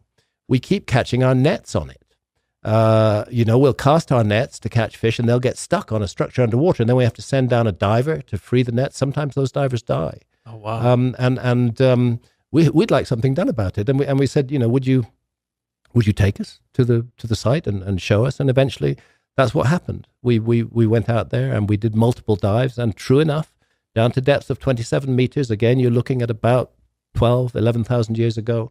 They were last above water. There are enormous, indubitably man-made structures. We had some Indian archaeologists diving with us there, and they didn't dispute that. These are absolutely man-made structures. And it was those archaeologists themselves from the National Institute of Oceanography who took us to Pumpahar, where we again dived on an enormous man-made structure at about 27 meters.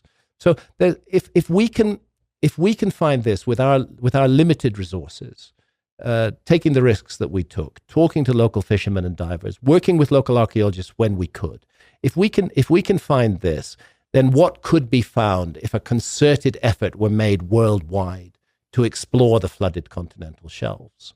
And I think that what would be found is not only evidence of hunter-gatherer cultures, which certainly will be found there, but evidence of cultures that we would recognize as a high civilization. Wow. So I get, what's the right term for mainstream archaeology? Well, archaeologists themselves say there's no such thing as mainstream archaeology. Yeah, there's only archaeology. There's only archaeology. Like, and right there, you have the notion that no dispute will be accepted. Right. You know, there's this narrative. There's no this is archaeology. There's no alternative. Mm-hmm. There's only archaeology, and any alternative is pseudoscience. That's why they label me as a pseudoscientist or a pseudo-archaeologist, because that's a very lazy, very easy way to turn people off my work without really getting to grips with the work at all in any way. Just call the guy a pseudo-archaeologist. Yeah. You know, when the word pseudo means false, you know, so false archaeologist. How can I be a false archaeologist? I don't claim to be an archaeologist. I don't want to be an archaeologist. Right. I want to be me, doing what I do, which is fundamentally a work of investigative journalism. That's what I do. But it's a very useful label to attach to an opponent, just as labeling me as a racist or a white supremacist or a misogynist. Amazingly, the Society for American Archaeologists used all of these labels in connection with my Netflix series. They said that it promotes racism, white supremacism, misogynism, and anti-Semitism. It's absurd. None of those issues are raised in the series at all. No, in any way, race is not. That makes no sense. Yeah, but when you understand that a propaganda war is going on, and that the objective of those archaeologists was to destroy by any means, fair or foul, an alternative narrative, then it begins to make sense. They thought if they could just apply those labels enough times, they would be repeated in enough sources that people would begin to believe that that was the case and wouldn't feel they needed to look at my work. Yeah. Someone comes across your Netflix series or one of your books, looks you up. The first thing they go to is Wikipedia, pseudoscientist. Yeah. All right. Well, not going to exactly. Why bother with this guy? He's a pseudoscientist. Right. It's such a shame. And what they're not aware of is that precisely the same small group of angry, furious, envious archaeologists who launched the attack against my Netflix series and who've been attacking me in the case of John Hoops from the University of Kansas for more than 30 years. Precisely that same group of archaeologists are the moderators on my Wikipedia page. Of course they are. You know, and they will not allow anybody to edit my page. They control it completely. So let's forget about the idea that Wikipedia is a balanced, objective source. Oh, absolutely not. When it cannot be a balanced, objective source if the person being described in that Wikipedia entry is being described by a group of self-declared enemies of that person. Yep. It can't Makes be. No sense. And I don't know about other issues than other people, but I know from my own experience of Wikipedia that Wikipedia's entries on me are dishonest. And I suspect that that's true of many of the entries in Wikipedia. I think Wikipedia is a source of disinformation rather than information, but it's the first port of call for many people. They've heard something new, they want to find about it. If you search Graham Hancock, the first hit you'll get is Wikipedia. Yep. It's right there. It's right. It's right there. And many people are still under the mistaken illusion that Wikipedia is objective, whereas in fact it has an agenda. It certainly does on a number of issues, and my issue is one of those issues. I think it's because people associate it with encyclopedia. They think it's just factual. Yeah, they think it's just factual, and that there's no bias, you know, and that rigorous processes are followed in order to create. What authority is this? And it's just not. It's purely ideological in my case. So I would ask people who've been exposed to this propaganda that's been directed against me and my work, actually take a look at the work itself. Make your own don't be decision. driven away from it. And in addition to the Netflix series and other television I've done, look at the books. Because in a television series, you can only say so much. You can only say so much in episodes that are half an hour long. Yeah. In a book, you can devote hundreds and hundreds of pages to an issue. There's no limit. There's no limit, and you can underwrite it with footnotes that go on and give all the sources in detail. And in the critiques of me and my work, I've noticed that the archaeologists steer away from my more recent books because I've learned as I've gone along. When I wrote Fingerprints of the Gods in 1995, I was less rigorous than I am today because I hadn't learned the lesson yet that everything I do is going to be exposed to very harsh criticism. And the lesson that I learned is that I need to really reinforce my arguments, and I need to make sure that when I rely upon a source, that source is reliable. We've learned that lesson too. Sorry? We've learned that lesson too over the years. It's important to rely on reliable sources. It is. So, in more recent books like Magicians of the Gods, which was published in 2015, and America Before, which was published in 2019, I have been very, very, very careful. And indeed in Underworld, that was published in 2002, I've been very, very careful about documenting my sources and relying on sources that could not be easily dismissed. But all of this is just ignored by archaeologists. Actually, one of those archaeologists behind the Society for American Archaeologists attack on my Netflix series, who accused me of being racist, said, but effectively what he said was Hancock was very clever in not mentioning race in his series, but we all know he's a racist anyway. God, I mean, what is that? What kind of decent scholarship is that? Yeah. To say things like that, that despite the fact that race is not mentioned in this series at all, we are still going to accuse Hancock of racism. Of course. I think it's just hard too, because with your series, especially if people are coming to your series, your Netflix series, and that's the first thing they see of you or hear you talk about these things. I can understand how, say there's an archaeologist never heard of you before, they watch your Netflix series and you're saying these things, and it's very easy to pick it apart, so to speak, because you're not able to include those sources and everything's edited and highly produced. Because I was watching an archaeologist, a YouTuber who's an archaeologist, and he did like a 4-part YouTube series. You might have probably seen it, but he was like just picking apart every single episode that you did. And one of the things he said is that, they cleverly edited the talks with the archaeologists to make it look like they were siding with you and things like that. And I was like, what are you even talking about? Like, Netflix are very professional. They don't make their own shows. The shows are commissioned from independent production companies.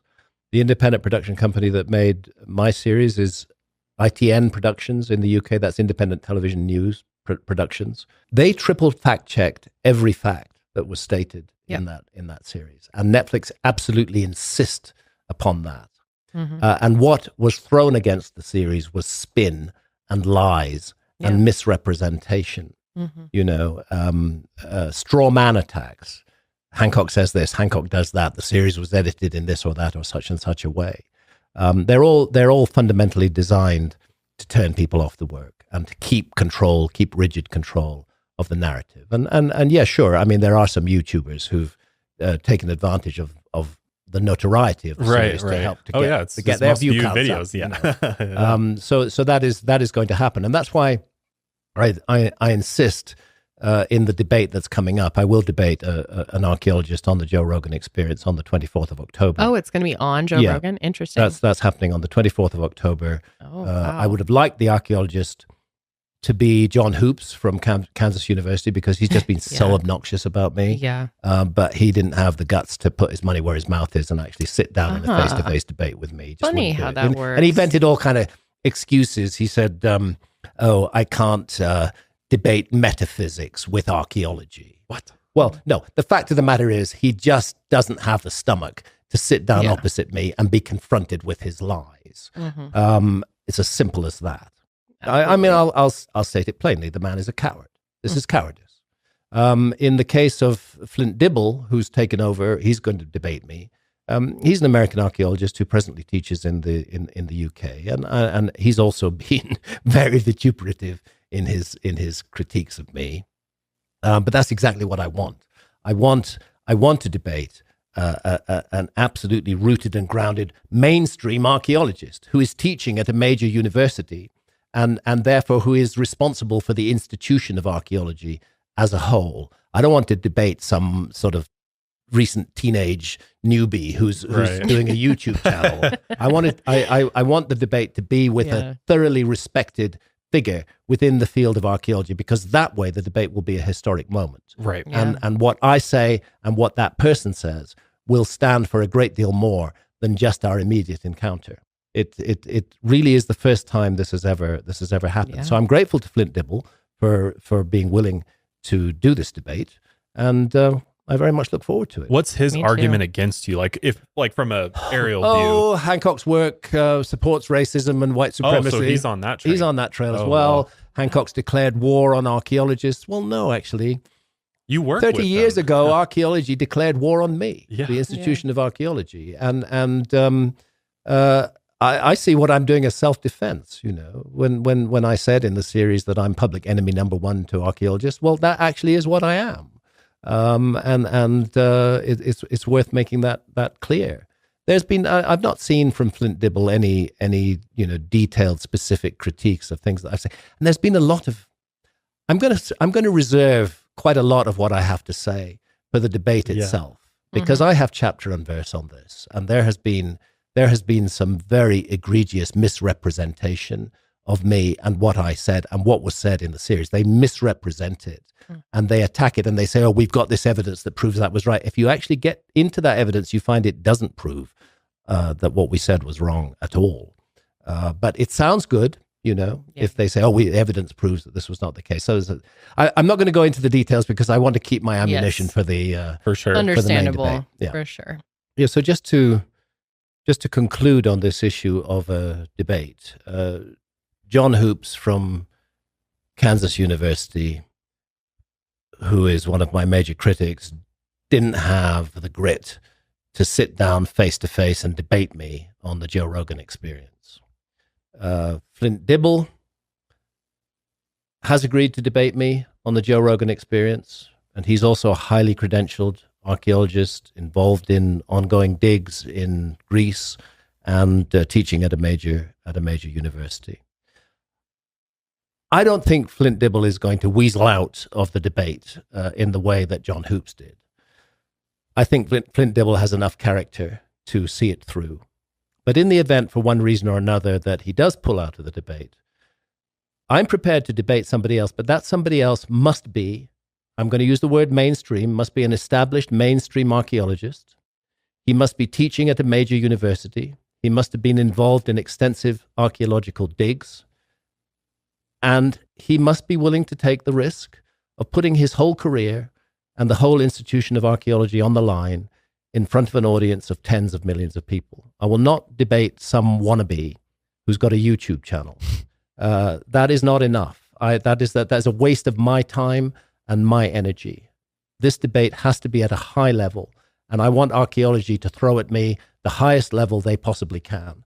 And right now, because most archaeologists haven't wanted to debate at all, right now that highest level is Flint Dibble. And I hope, Flint, if you're listening to this, I hope that you will be there and debate me on the Joe Rogan Experience on the 24th of October. If you can't be there, I hope you will find another colleague who is equally well qualified as you, who can respectably stand up and represent the institution of archaeology. And then we will have a worthwhile debate. Well, if they're so confident, why wouldn't they debate you? I know, yes, it's true. Well, yes, there's that feeling that we don't want to give Graham Hancock a platform. Oh, I think that's a convenient excuse. I think it's you already convenient have the excuse. platform, so they need the platform. Honestly, Yes. Yeah. In this case, yeah. So this is my view. I think it's very important to have a debate about this. It's a high stakes debate. It's high stakes for me, and it's high stakes for the archaeologist who debates me. But that archaeologist must be an archaeologist with a long, detailed track record in archaeology, not some wannabe who wants to make himself famous on YouTube. Well, those requirements that you're setting say a lot about your confidence in your work. I'm really looking forward to this debate. Yeah. I think it's an important development, and it is the first time that that the institution of archaeology will have sat down and debated somebody who's looking at prehistory from a totally different point of view. And that in that sense, it'll be useful for the whole public conversation around this. And that's what I want it to be. And that's why I'm willing to invest my energy in it. And it's a high risk, as I say, a high risk debate for that archaeologist and a high risk debate for me too. Anybody can screw up in a debate. Yeah. I hope I don't. True test of knowledge. I'll do my best and to speak my truth and to speak truth to power. That's what fundamentally I'm here to do. Challenge the official narrative, and hopefully open the minds of how else can we grow? I mean, it's just they act like it's all set in stone, so to speak. We know everything, and that's the thing. What bothers me too is that how is archaeology any different than, say, medicine or other types of sciences or astronomy? Even I mean, we're constantly changing our views on astronomy and the cosmos and stuff. It's like, how's it any different? Well, it shouldn't be, but it is. They seem to regard themselves as the sole interpreters, the sole group of people who have the right to interpret the past to the general public, the remote past. There's a difference between history and archaeology. History is largely that period for which we have written documents, and archaeology is the period before that where we don't have written documents, and we must draw our conclusions from increasingly small and limited amounts of evidence that are found on sites. I don't understand why there's this fixation that they've got it all nailed and that they completely understand everything. And they will say, of course, we're all interested in a new discovery, but they're only interested in new discoveries that support the prevailing narrative. Right. Any new discovery that challenges the prevailing narrative, they're going to pour all manner of scorn on it in every way that they possibly can, without getting to grips with it. I think that in this sense, let's consider another profession like piloting an aircraft. I think there's a difference between archaeologists and airline pilots.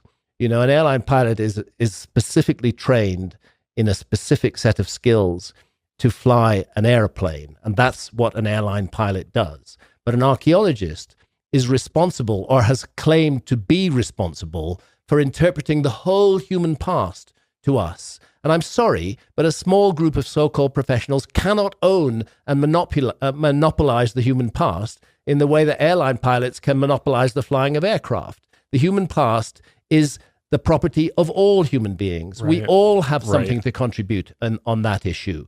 And it shouldn't be monopolized by a relatively tiny group of professionals who have a much too high opinion of themselves. Yeah, it's really such a shame that that's where we're at.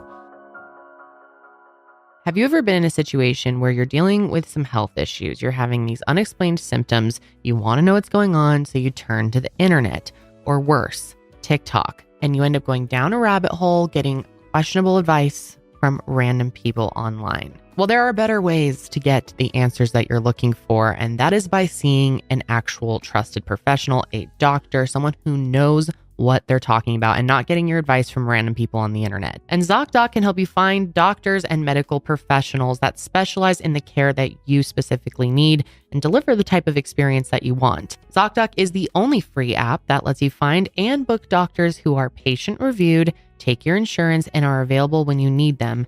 And you can also find someone that treats almost every condition under the sun. No more Dr. Roulette or scouring the internet for questionable reviews. With ZocDoc, you have a trusted guide to connect you with your favorite doctor that you haven't even met yet.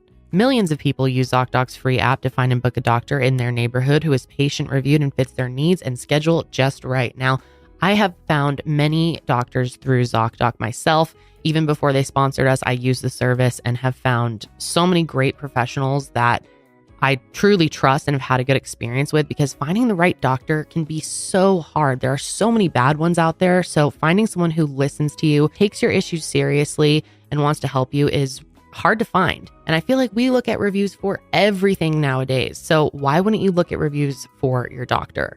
So go to ZocDoc.com/milehigher and download the ZocDoc app for free. Then you can find and book a top-rated doctor today, and many are available within 24 hours. That's ZocDoc.com/milehigher. ZocDoc.com/milehigher.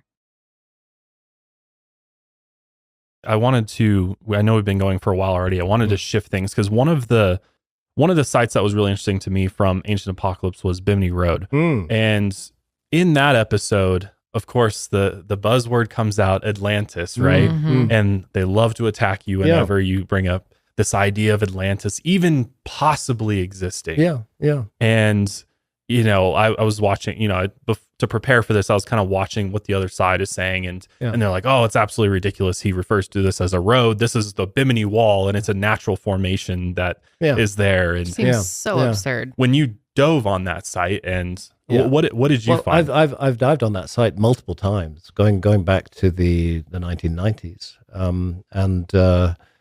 I'm quite certain that it's a man-made site. And I've done the diving to draw that conclusion. I spent a lot of time underwater on the so-called Bimini Road, and it is beach rock, but it's beach rock that has been shaped and molded by human beings, that has been leveled by placing blocks underneath blocks in a way that couldn't happen naturally. Yeah, that was wild to see the blocks holding up those large. I was like, exactly. There's no way in nature that's happening. Exactly. Like that. It's not as easily dismissed as they would like it to be, and the whole Atlantis issue. Again, I've taken a look at the kind of attacks that have taken place around my references to Atlantis. And those attacks, they always seek to isolate Atlantis and make us think that that's just the only story that there is about a lost civilization of prehistory. Whereas, in fact, ancient cultures all around the world preserved a memory of a high civilization of prehistory. In India, it was called Kumari Kandam. But if you go to Mesopotamia, you're going to find the same story of a great flood and survivors of a flood who taught knowledge around the world. You're going to find the same story in ancient Egypt. You're going to find the same story everywhere. As a matter of fact, and again, I'm going to preserve most of this for the debate, the Atlantis story is present in ancient Egypt. They just don't call it Atlantis. They use a different word for it. In the ancient Egyptian language. Atlantis is not an ancient Egyptian word, but that's not surprising if we consider the pedigree of the Atlantis story. The Atlantis story, as it's come down to us, the earliest surviving reference to it is in the works of Plato, right? Who is a revered figure in his own right, the Greek philosopher Plato, and in his dialogues, the Timaeus and the Critias. And Plato draws his information from an individual who may well have been an ancestor of his, Solon, the great Greek lawmaker. Solon was famous for his codification of laws in Greece, and he was a traveler, and he made a well-documented visit to Egypt around about the year in our calendar 600 BC. Okay? And in that visit to Egypt, as Plato reports the story as he had received it, as he reports it in these dialogues, where he puts the words into the mouths of two people who are talking. Solon was told by the priests of the temple of Neith at Sais in the Delta, a temple that no longer exists. He pointed to writings on the walls, and there was a priest who spoke Greek and ancient Egyptian, and he asked that priest to tell him, what do these writings say? And the priest then repeated the story of Atlantis, and Plato put that into the Greek language as Atlantis. We don't know what the ancient Egyptians called it there, but I do know that they called it the homeland of the primeval ones from another temple. Solon then asks the priests, so this Atlantis was destroyed in an enormous flood. When did that happen? And they said quite matter-of-factly, 9,000 years ago. So there you need to do the math. This is 600 BC that Solon is receiving that information that he transmits to Plato. 9,000 years before 600 BC is 11,623 years ago, if you wish to be precise. Mm-hmm. Let's say roughly 11,600 years ago. And this is one of the reasons why I take Plato's report seriously, because 11,600 years ago was one of those massive pulses of meltwater that coincided with the ending of the last ice age, just as the Younger Dryas began 12,800 years ago with an anomalous sea level rise, thoroughly documented in the work of Cesare Emiliani. Just as it began with a sea level rise, it also ended 11,600 years ago with a massive sea level rise, which is called Meltwater Pulse 1b. And when archaeologists try to get rid of this, they say, well, look, meltwater pulse 1b unfolded over a period of 600 years. So in any 1 year, if you do the average, it wasn't that much. But that's not how the meltwater pulse worked. There were years of massive rises in sea level. And again, this is documented in the death of corals. And there were years when not much happened. So averaging it out over 600 years is not the way to do it. We have a time in relatively recent history, prehistory, 11,600 years ago, when there was an enormous global flood. And is it a coincidence that Plato names precisely that time for the submergence of Atlantis? I don't think so. I don't think it's a coincidence at all. I think it's another reason why we should have respect for Plato, have respect to the tradition that was passed down to him through the line of Solon, and have respect for meltwater pulse 1b and its complexities over a period of about 600 years. And finally, of course, there's the fact that Göbekli Tepe, this extraordinary megalithic site in Turkey, as far as we can tell now, the work began on that site, guess when? 11,600 years ago. I can't help feeling that we're looking at a project that was initiated by survivors of that cataclysm to bring to that place skills and knowledge that had not previously existed in that place, to create a gigantic megalithic site, indeed partly for spiritual reasons, but also partly to mobilize a local population, to give them a big project to work on, and during that project to teach them agriculture. At the beginning, Göbekli Tepe was entirely inhabited by hunter-gatherers. 1,000 years later, they were all agriculturalists, and during those 1,000 years, the whole Göbekli Tepe was created, and then, lo and behold, once that was achieved, it was buried, deliberately buried. More work was put into burying it than was put into creating it. These stone circles were filled up with piles of rubble, and then they created a rubble hill over the top of the whole thing. And that's why Göbekli Tepe is such an important site, because it then remained sealed. Nobody was trampling all over it. No later cultures were coming in and contaminating the carbon dating with introduced materials from a later time. It's a sealed site, and it's 11,600 years old. Wow. Yeah. And that coincides with meltwater pulse 1b. And that coincides with the date that Plato gives for the submergence of Atlantis. We can either choose to just say all of this is coincidence and it has no significance, right, or in my case, I think it's not coincidence, and I think it's really worth looking at the implications of all of this with an open mind to see where it leads. So Atlantis you're not saying Atlantis is that lost advanced civilization necessarily. They may have been one of the lost civilizations.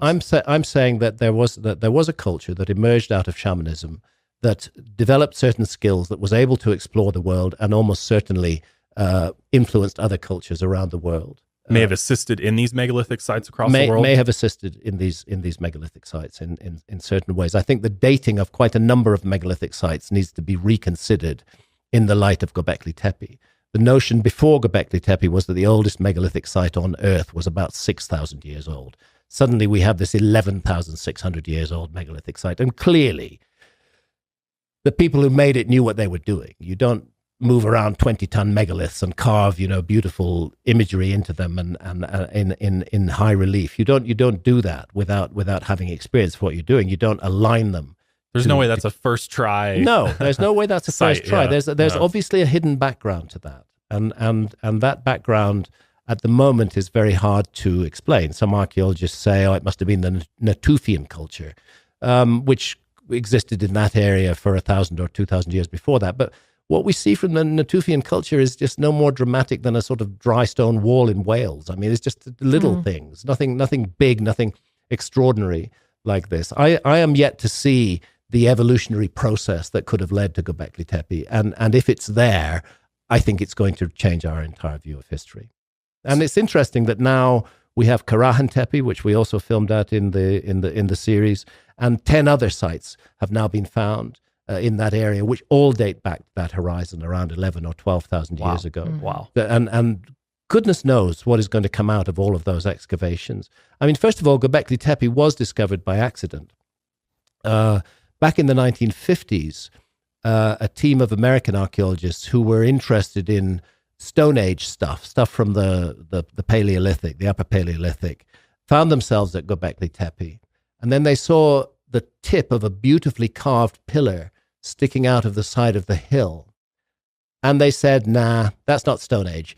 That's way too good. That must be Byzantine. That must be from just 1,000 years ago or so. So it's not our stuff. We're not going to excavate it. We'll just leave it there.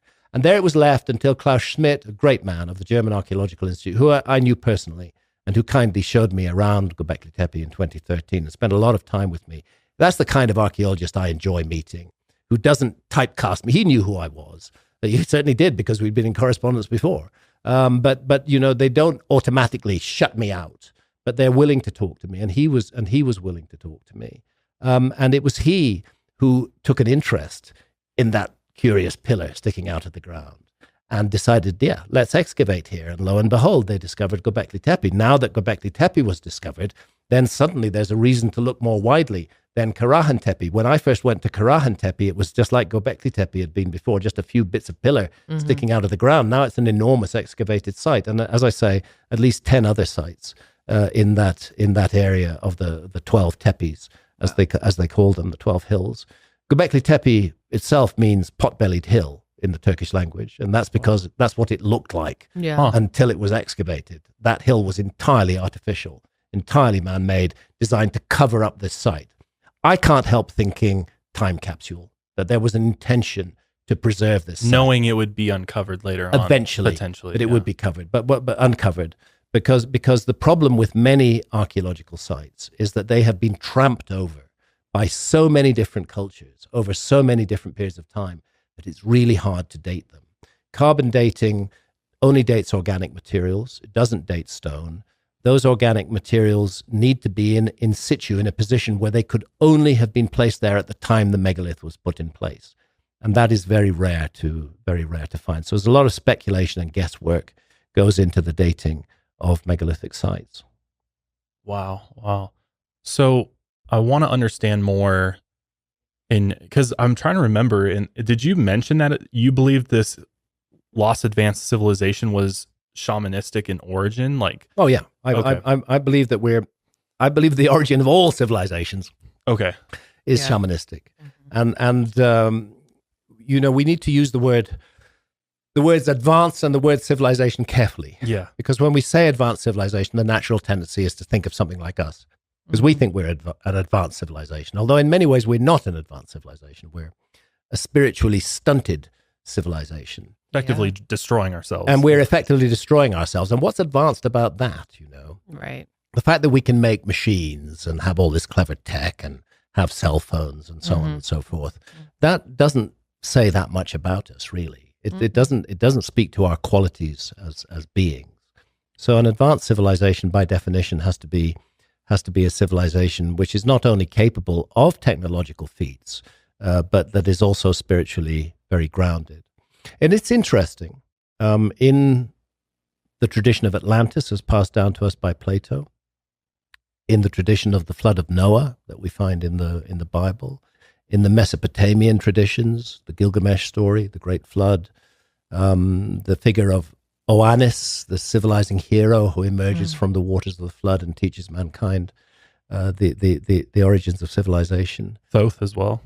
Thoth, the god of wisdom. These accounts are all around the world. I've kind of lost my track. Where were we on? What was I on? Sorry, just talking about too much cannabis last night. Defining one of the great joys of being in Denver. Absolutely, right. Rocky Mountain High, baby. You were defining, because like the label, the thing that gets thrown onto you is metaphysical, And the issue of what is an advanced civilization. What isn't it? Yeah. That's the key issue, and I think we need to broaden our horizons. Right. In that respect, I take note of certain anomalies, those ancient maps, the ancient knowledge of precession of the equinoxes, a deep understanding of astronomy that could only be gained through hundreds of years, maybe thousands of years of very careful observation.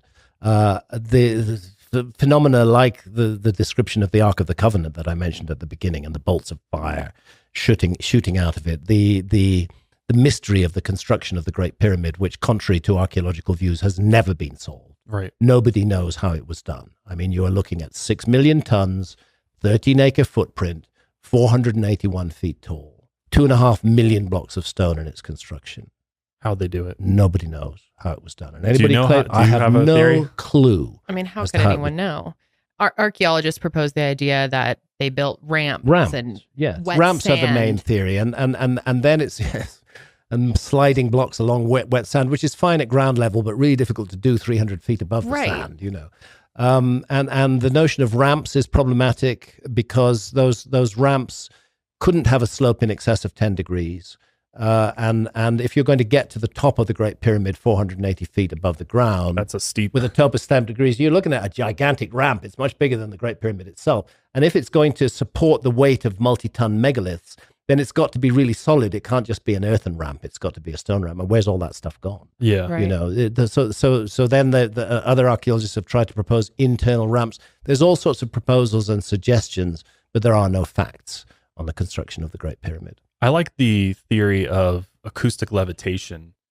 I like that theory too. And again, this is one of the areas where archaeologists attack. They're like, no, what are you talking about? Because I'm referencing indigenous myths and traditions from ancient Egypt and from many cultures, which speak of large megaliths being moved into place with sound, the use of sound. Which is a scientific thing. It's just not happening on that scale yet. Yeah, it's happening now on a very small scale. It's Right. possible to use sound to levitate tiny objects.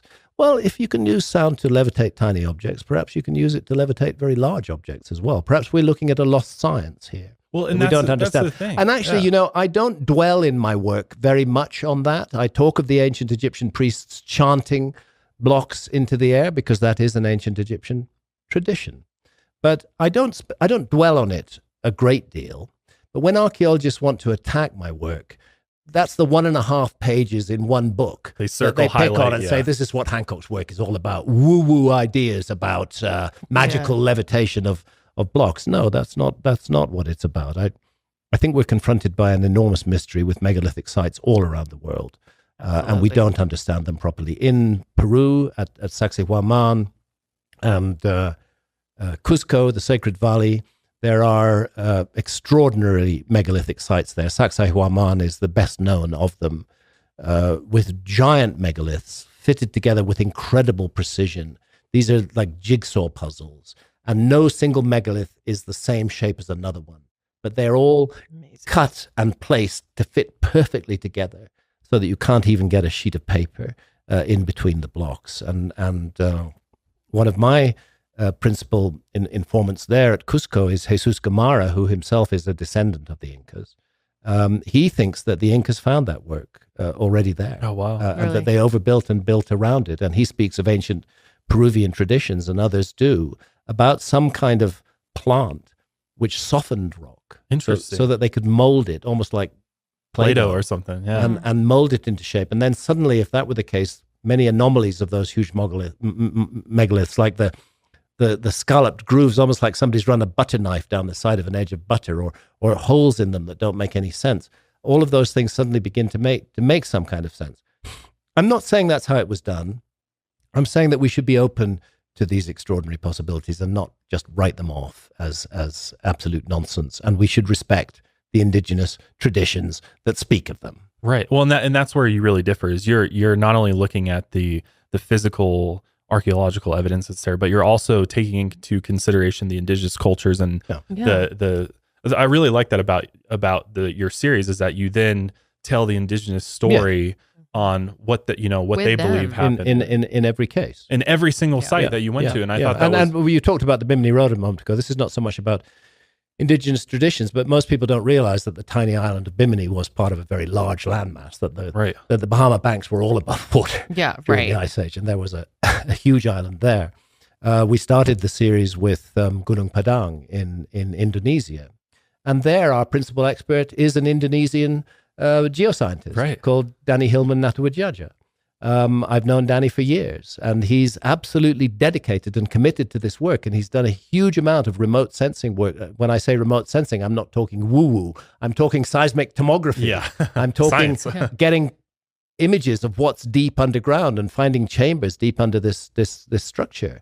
And Danny is quite confident from his work and from the detailed work that he's done that the origins of this site go back at least 20,000 years. That it's a very, very ancient site. And again, archaeologists find ways to insultingly dismiss him while claiming that they respect indigenous views. They pour scorn on this particular indigenous view Danny's view because it doesn't accord with their narrative. What a bunch of hypocrites they are. Yeah. It makes no sense. I don't understand it at all. I mean, why wouldn't you allow them to be a part of this conversation and take it more seriously? It beats me. Maybe they have there's, like you said, shreds of truth even. If you're not going to take all of it for granted, then there's shreds in there of truth. It's the bottom line is there are matters that need to be investigated further that are not being investigated further. And the reason they're not being investigated further is not a conspiracy. The reason they're not being investigated further is that the archaeological institution is extremely arrogant in its claim to sole possession of the past. And they'll say, oh, we welcome amateurs. Well, yes, they do, as long as the amateurs say what archaeologists say. Right. Stick to the narrative. The moment you start challenging the narrative, they don't want any amateurs involved at all. And I don't really see them denying that fact either. Not saying like, oh, we welcome alternative points of view or anything like that. It's far from it. Because they're just ultimately what we have there is a very insecure institution. If it was secure, if it had a really secure footing in the past, they'd be like, let's take a look. Yeah, let's take a look. This is at the very least, we don't need to smear and insult and wage a propaganda war against people who are presenting an alternative narrative. At the very least, we don't need to do that because we're so sure of our ground. They can't be sure of their ground if they're so sensitive and so defensive on every single point. They just can't be sure of their ground, and they shouldn't be sure of their ground. The problem is they're not sure of their ground, but they pretend they are. Oh man, what do you think of the other thing that there's some controversy around is the connection of the pyramids across the planet? Yes. And I know for me personally, when I started discovering this, I'm like, how can you not draw parallels between these different sites? And like some will say, oh, well, those aren't technically pyramids. Like they didn't like your definition of a pyramid, the terraces. They're like, that doesn't mean it's a pyramid. I know what a tiny little trivial point to pick on. Certainly in Danny's view, it is the simplest word to describe Gurung Padang is a kind of pyramid.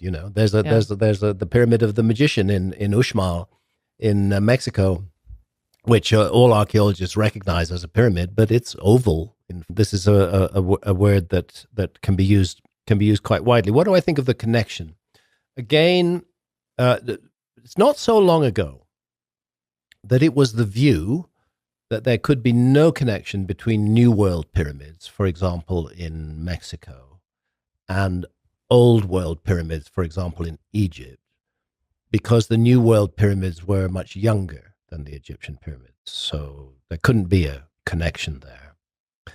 And then the site of Caral was found in Peru by Ruth Shady Solis, who's done the full excavation. Amazing site. I've been there. There's dozens of enormous pyramids there.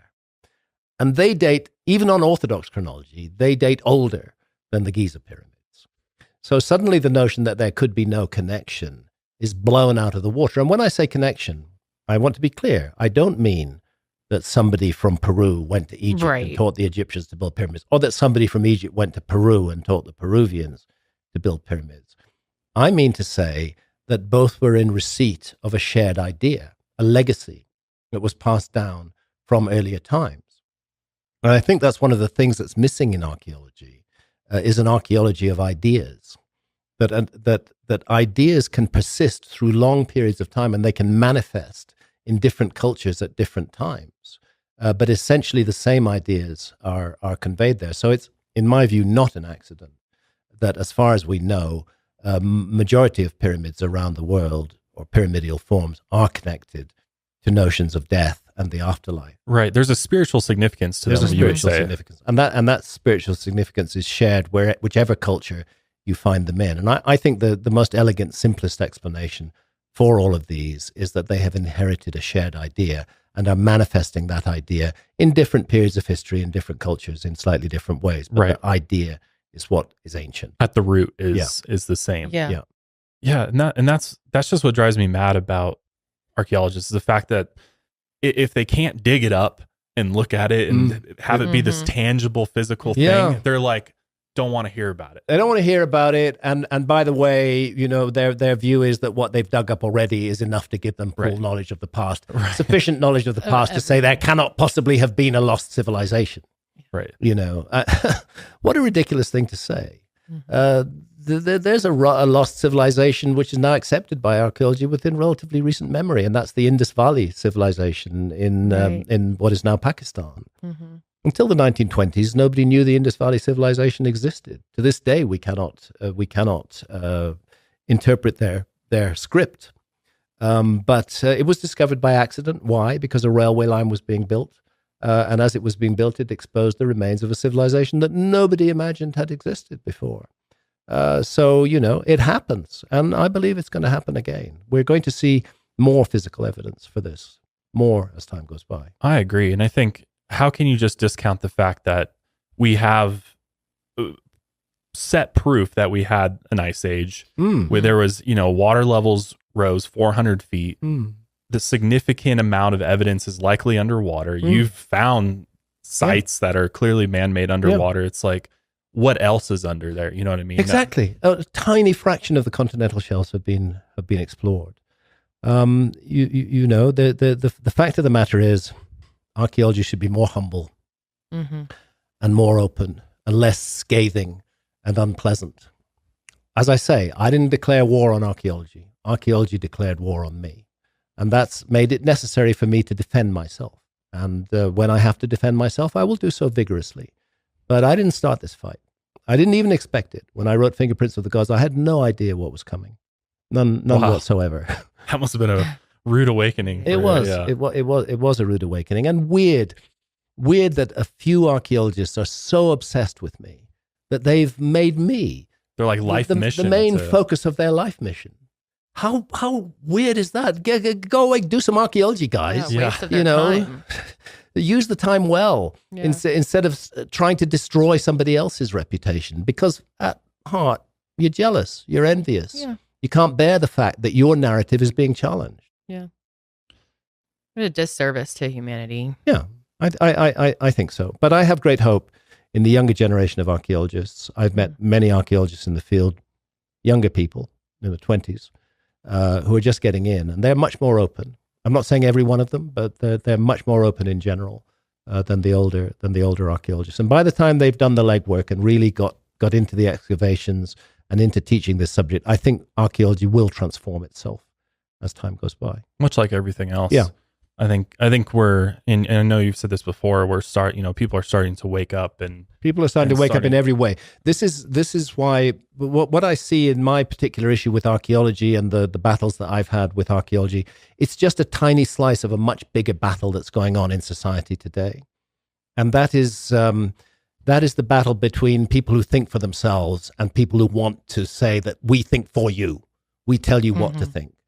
So there is increasing rejection of the cult of the expert in our society. There's increasing questioning of so-called leaders who tell us what to think and what to do.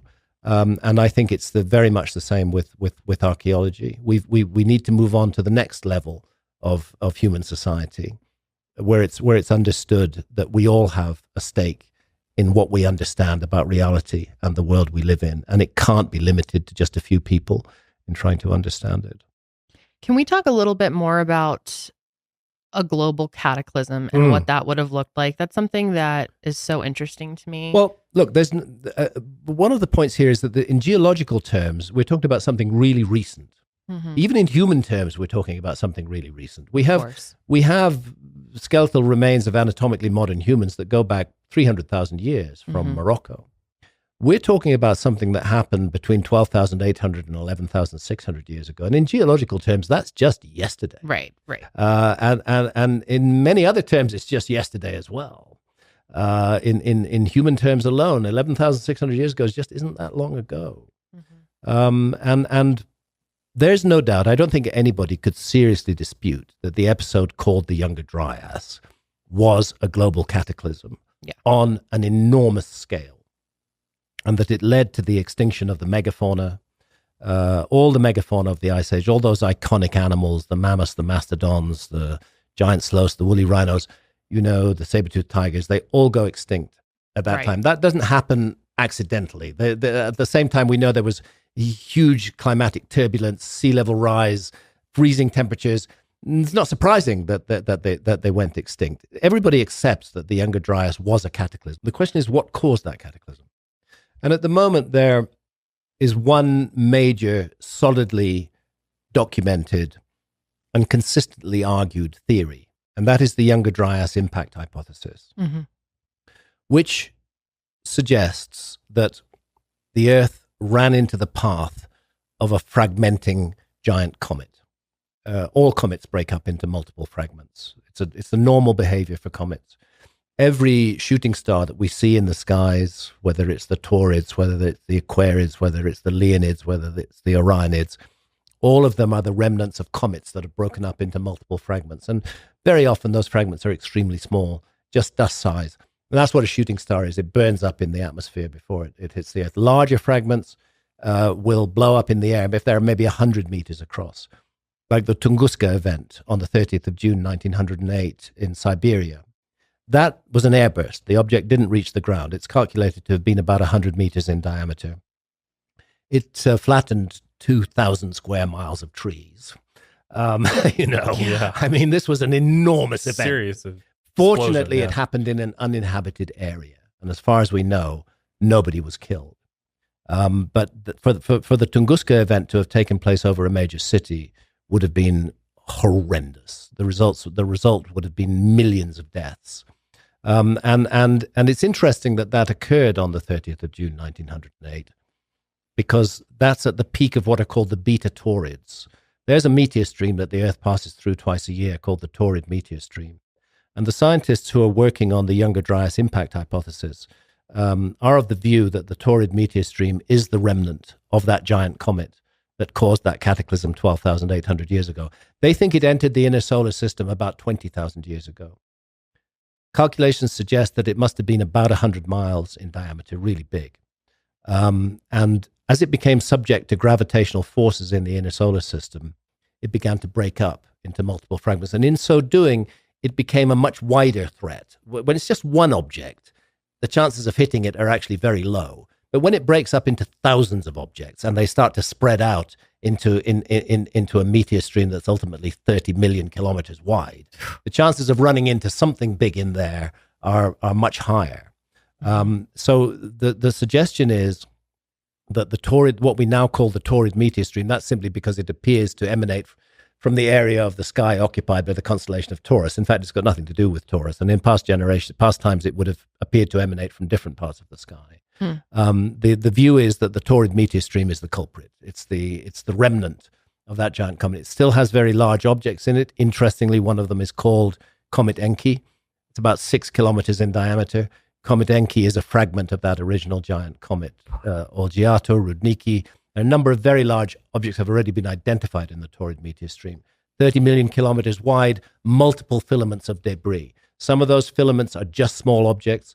Some of them are very large objects. Some of the calculations by the astronomers suggest that there may be an object that's more than 30 kilometers wide in the Taurid meteor stream, which is completely dark. We've not seen it yet. When comets stop outgassing, a dark tar coats their surface, and they become very, very hard to see. So it's interesting that we had an impact that happened at the very peak of one of the two crossings of the Taurid meteor stream, 30th of June, 1908, the Tunguska event. And this connects us back to 11,600 years ago and 12,800 years ago, when other crossings caused the beginning and the end of the Younger Dryas. The end of the Younger Dryas is harder to explain by cometary activity than the beginning, but it can still be explained that way. The great astrophysicist Sir Fred Hoyle, long before there was a Younger Dryas impact hypothesis, was puzzled by the sudden warming and sea level rise in meltwater pulse 1b 11,600 years ago.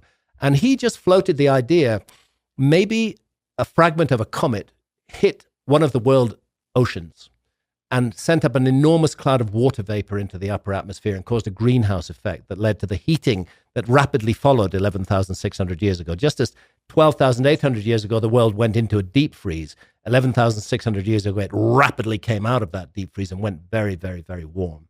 So that's, in my view, one of the best theories, but there are other possibilities. Some of my colleagues in this field believe that that it's better attributed to solar activity of one kind or another.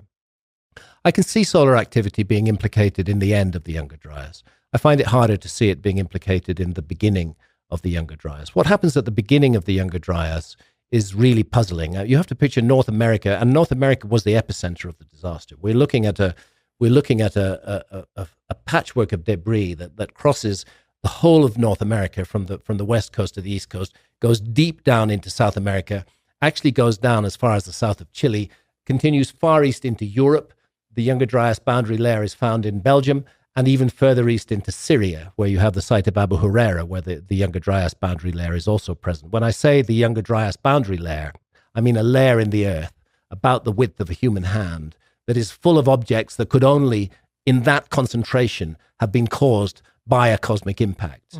Iridium, platinum, glass that's been created by the melting of sand at colossally high temperatures, melted quartz. You need 2,000 degrees centigrade to melt quartz. The carbon microspherules, all these things in abundance brought together. The single best explanation for them is that there was either an airburst or an impact with the ground at that site, and this is found all around the world. So I think the Younger Dryas impact hypothesis, again, it's had its opponents. It's been attacked multiple times. Many of those attackers, one of them is an astrophysicist called Mark Boslow. They will pretend that they have completely debunked the Younger Dryas impact hypothesis, but they have not debunked the Younger Dryas. Every attempt to debunk it has been diligently, systematically responded to by the team of 60 or more scientists, real scientists, behind the Younger Dryas impact hypothesis, and they've debunked the debunkers. It still stands very strongly, and the evidence for it is getting stronger and stronger and stronger every day as more research is being done. And this is one of the very important research projects that needs to be undertaken to understand the Younger Dryas boundary layer, to understand this cataclysm that affected the Earth 12,800 years ago. But yes, there is some dispute about what caused that cataclysm. Perhaps like a solar flare, solar storm. That's another possibility, particularly at the end of the Younger Dryas when you get this massive warming. It's difficult to see how the sun could be implicated in a sudden freeze. Yes, solar activity could decrease, but a sudden freeze should not release large amounts of icy water into the world ocean. And that's what happened 12,800 years ago. Not only did the world get very cold, you would expect in a cold spell that excess water would stay frozen on the ice caps. You wouldn't expect it to leave the ice caps, to leave in particular the North American ice cap, and flood into both the Pacific and the Atlantic Ocean, and in the Atlantic Ocean to cut the Gulf Stream, to stop it flowing. The Gulf Stream is part of the central heating system of our planet, overturning meridional circulation. These currents that run all around the planet, they're part of what keep the planet warm. And it's just a plain fact that the Gulf Stream was cut for more than 1,000 years during the Younger Dryas. And it was cut, this is not disputed, it was cut by freezing water flowing into the ocean and stopping it working. But then nobody's asking the next question: what caused that freezing water to get into the ocean in the first place? Yes. And that's where the Younger Dryas impact hypothesis offers a very good answer, that it's the heat and shock of a series of impacts across the North American ice cap that released that water, that cut the Gulf Stream, and then the world became extremely cold. Wow. And we are technically due for something like this again. That means the calculations of the astronomers, a number of astronomers working on the Younger Dryas impact hypothesis, are concerned about the next 30 or 40 years. The Taurid meteor stream has not been studied enough. It's something, it's something that needs a lot more focus than it's getting, because it's a real and present danger to life on Earth. It needs to be studied more carefully. But those who have studied it are concerned about those multiple filaments of debris in it, and that we are likely to be encountering some very lumpy objects in the Taurid meteor stream over the next 30 or 40 years. And it's not gloom or doom. It doesn't have to be the end of the world. That's one of the good things about our tech. We have the tech now to stop that happening. That's true. If we pay attention to it, if we stop, hating and fearing and suspecting one another, and stop making wars upon one another, and take the talents and the resources of the human race and put it to work on sweeping our cosmic environment clean, so that we don't have to face another Younger Dryas. It could be done. It could easily be done. It's just a choice. We just have to make that choice. What would that look like? it's so hard for me to wrap. What is cleaning? Well, what does that what mean? it means, first of all, for me, is a close investigation of the Taurid meteor stream and a close look at all of the objects circulating in it. And if, as appears likely, some of those objects may be on a course to collide with the Earth over the next 30 or 40 years, we just need to nudge them slightly. You don't need to blow them up. It's not a good idea to blow up things in space, because then instead of having a single bullet, you have a shotgun blast, right? Which is equally deadly. But NASA has already done some work on this, on nudging an asteroid or the moon of an asteroid out of position quite recently. It is possible to change their trajectory and their order. It is something we can do something about, as are most of the problems faced by the human race, actually. Right. They're mostly problems we can do something about. We've become a geological force ourselves. What's needed is the level of spiritual development, the level of consciousness development. We can't stay locked in this low consciousness state that we've been in for the last 100 years or so and solve these problems. We have to graduate to a higher state of consciousness in order to solve these problems. And we won't solve them, I think it was Einstein who originally said this, we won't solve them with the state of consciousness that we've got now. We need a new one. We need a new way of looking at things. And then it can happen. And humanity united with our fantastic imagination and our creativity and our ability is capable of doing almost anything. And we're capable of making the Earth safe. But the first and foremost thing we have to do is make the Earth safe for ourselves and for our grandchildren. And we have to stop making wars upon one another. And we have to recognize our shared humanity. I mentioned this in our previous discussion, that my experience is that people all around the world have the same hopes, the same fears, the same ambitions. And it's absurd and trivial to divide people according to such a ridiculous issue as skin color. I mean, really, why don't we choose another large? The skin is a large organ. Let's choose another large organ. Let's choose the colon. Shall we divide people according to the lengths of their colons and say that those with a colon of a certain number of inches in length are superior and those with, it's stupid. Yeah. It's not the physical characteristics of a human being that make a human being human. It's their consciousness. It's their state of mind. It's the love. It's the love that they can bring and that they can give. And when I talk of the unity of human beings, I want to be very clear. I'm not talking about a world government. No way. Right.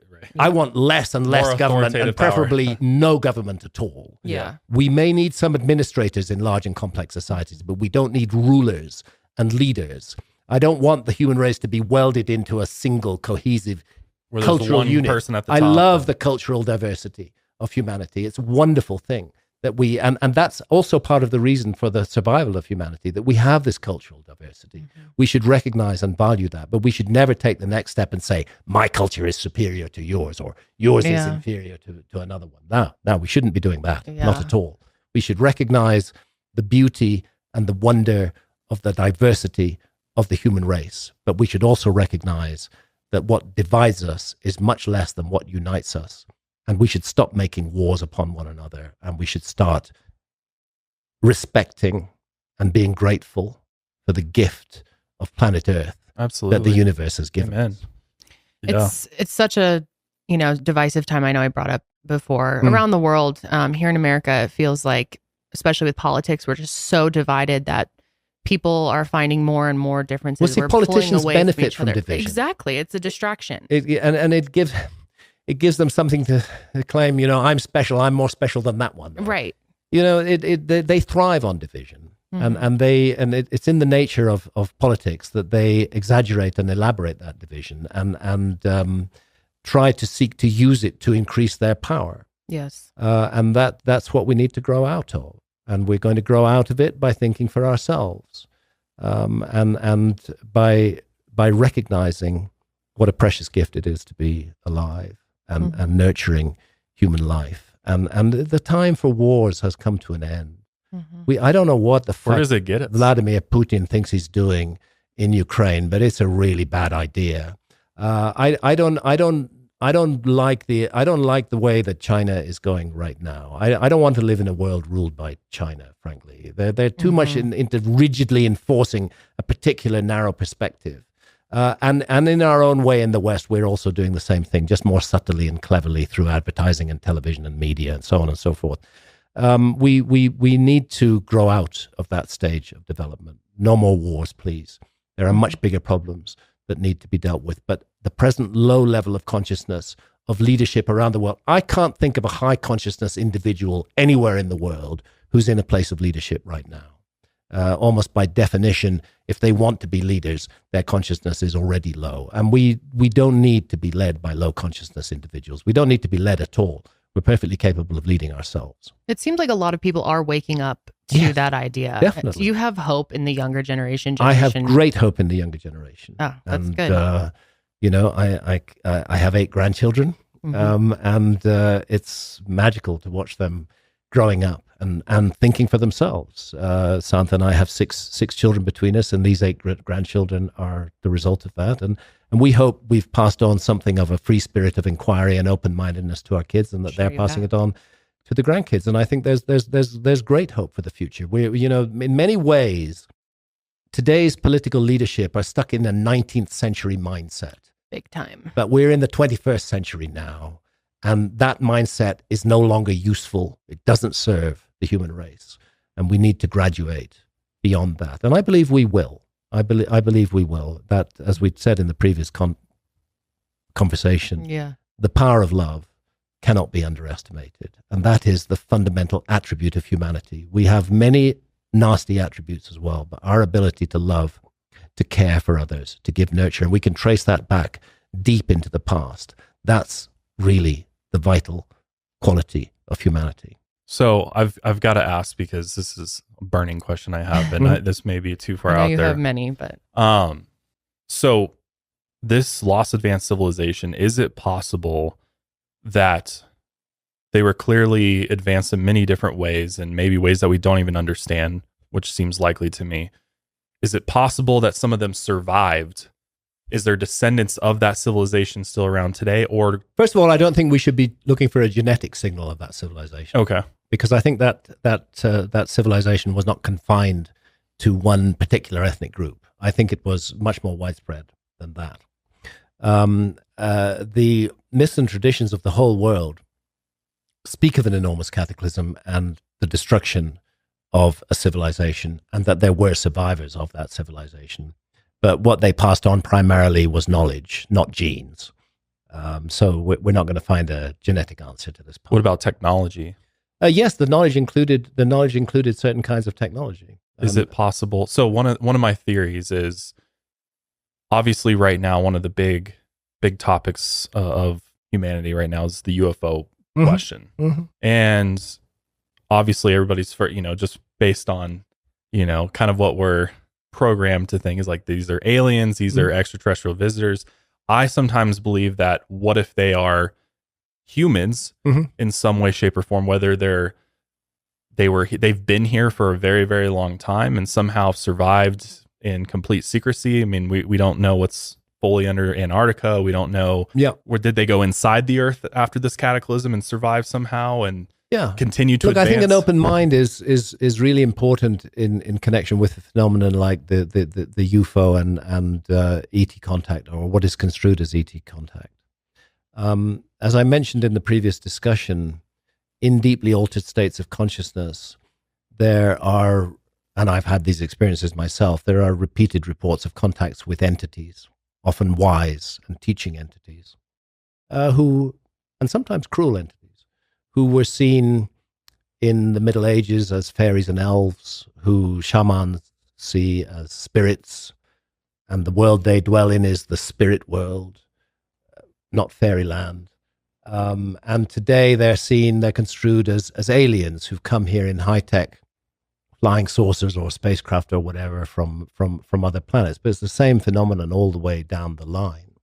And interestingly, before he passed away, I had the opportunity to talk to the ayahuasca artist and shaman, Pablo Amaringo.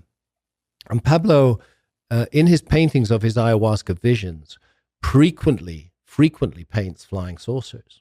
And I asked him what that was about. I said, what are these things? And where are they in your paintings? And are they beings coming here from other planets in high-tech vehicles? And he said, no, not from other planets.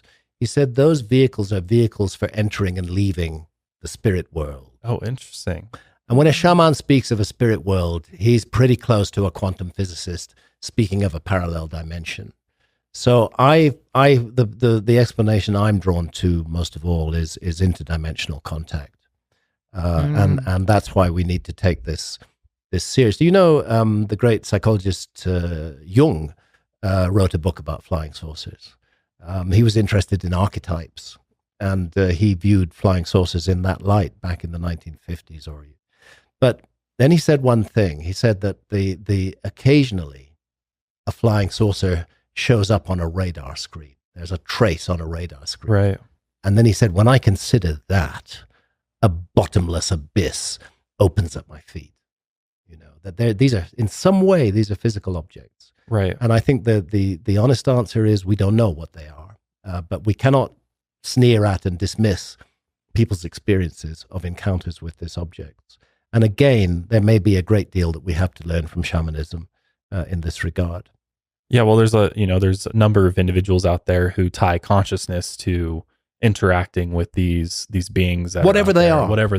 Yeah, that there's, and just from, stories going back to Roswell, I mean, then there's the Rendlesham Forest incident where these craft have glyphs and different things that tie back to ancient civilizations is very interesting to me. Yeah. And my position is I haven't needed aliens yeah, right, who crossed interstellar space in high-tech vehicles, who managed to maneuver their way, navigate their way to this beautiful blue dot of a planet, and then built the Great Pyramid. I don't need aliens for that. I need a human civilization that had higher abilities than those that archaeologists are presently prepared to attribute to ancient human civilization. I think that we do see a tiny measure of human error in the Great Pyramids, slightly off alignment to true north. 3/60th of a single degree is a tiny error, but it is an error. And if you can cross interstellar space, you're not making this. And find Earth, and your project is to build a pyramid, and you want to align to true north, you're not going to make that mistake. So I felt, in terms of looking at the anomalies of the past, that I just didn't need to invoke aliens in order to explain them. It was a more interesting inquiry to follow, that we could be a species with amnesia, that there could be a missing chapter in the human story which would answer all of these questions. But is the universe full of life? I can't prove it, but I'm certain it is. I think that's what the universe is for. Yeah. I think that all these planets orbiting distant stars, vast distances away from us, the whole universe is a theater for life, not just planet Earth. And while I don't need them to explain the Great Pyramid, there are many mysteries, including the mysteries of consciousness and the contacts with entities that are experienced in deeply altered states of consciousness, which should require us to think much further and much deeper, and never write these things off as simple nonsense. So you don't believe there's a chance that the gods that these ancient cultures held in such high regard and claim they received information from were necessarily extraterrestrial in origin, that they were just normal humans, that they kind of may have been normal humans who are deified, but may equally well be entities encountered in vision. Oh, interesting. As well. Or maybe higher consciousness. After all, I mean, where does take the case of Moses at the burning bush? I mean, there's Moses. He's on Mount Sinai, or he's in Sinai somewhere, and here's the burning bush, and the voice of God speaks to him out of it. Well, that's a classic altered state of consciousness experience that he's having there. There's even a suggestion that the bush was an acacia bush, right, which contains DMT. Maybe he was inhaling DMT. Maybe he was tripping. Yeah. I think that it's going to turn out that all of our religions have, if you go back to their remotest origins, you'll find that their origins are in shamanism and are in altered states of consciousness.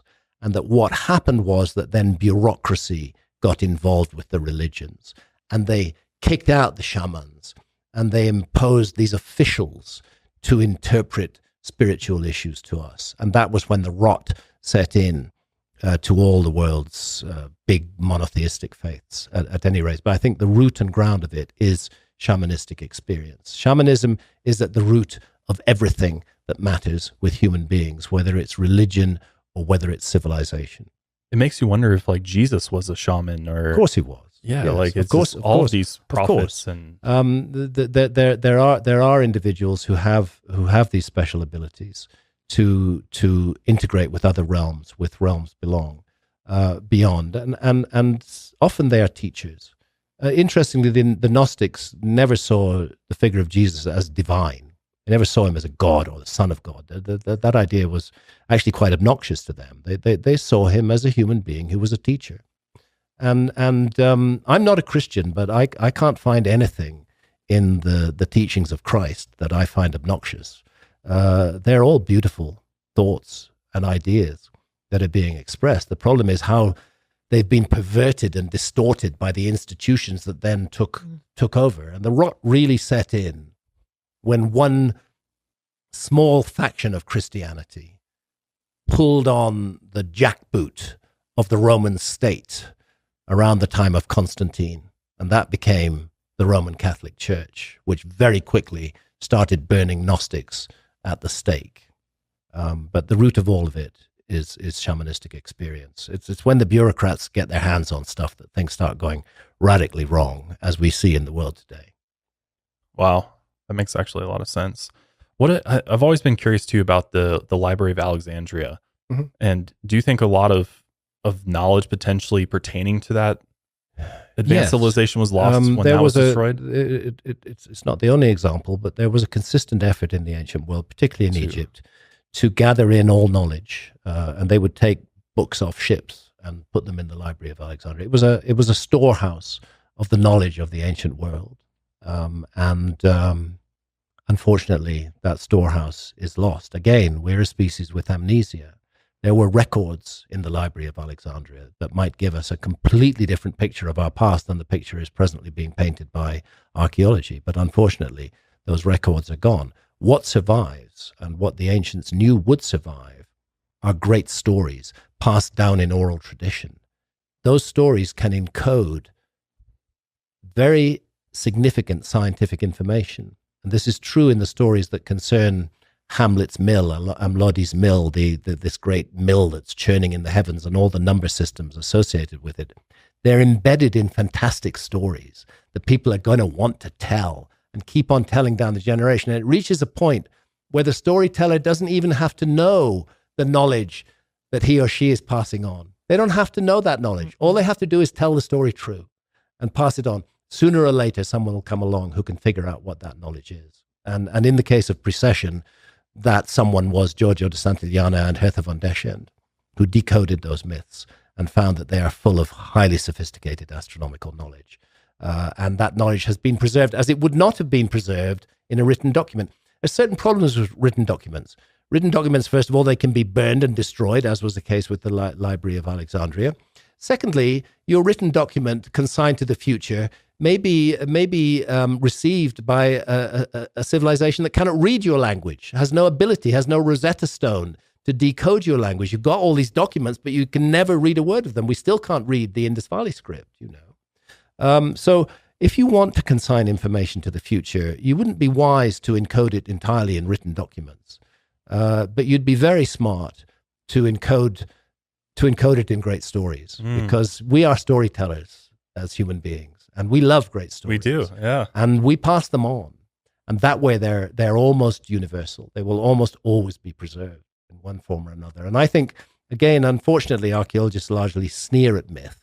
But I think the myths of the world, those that have survived, are the hall of records of the lost past.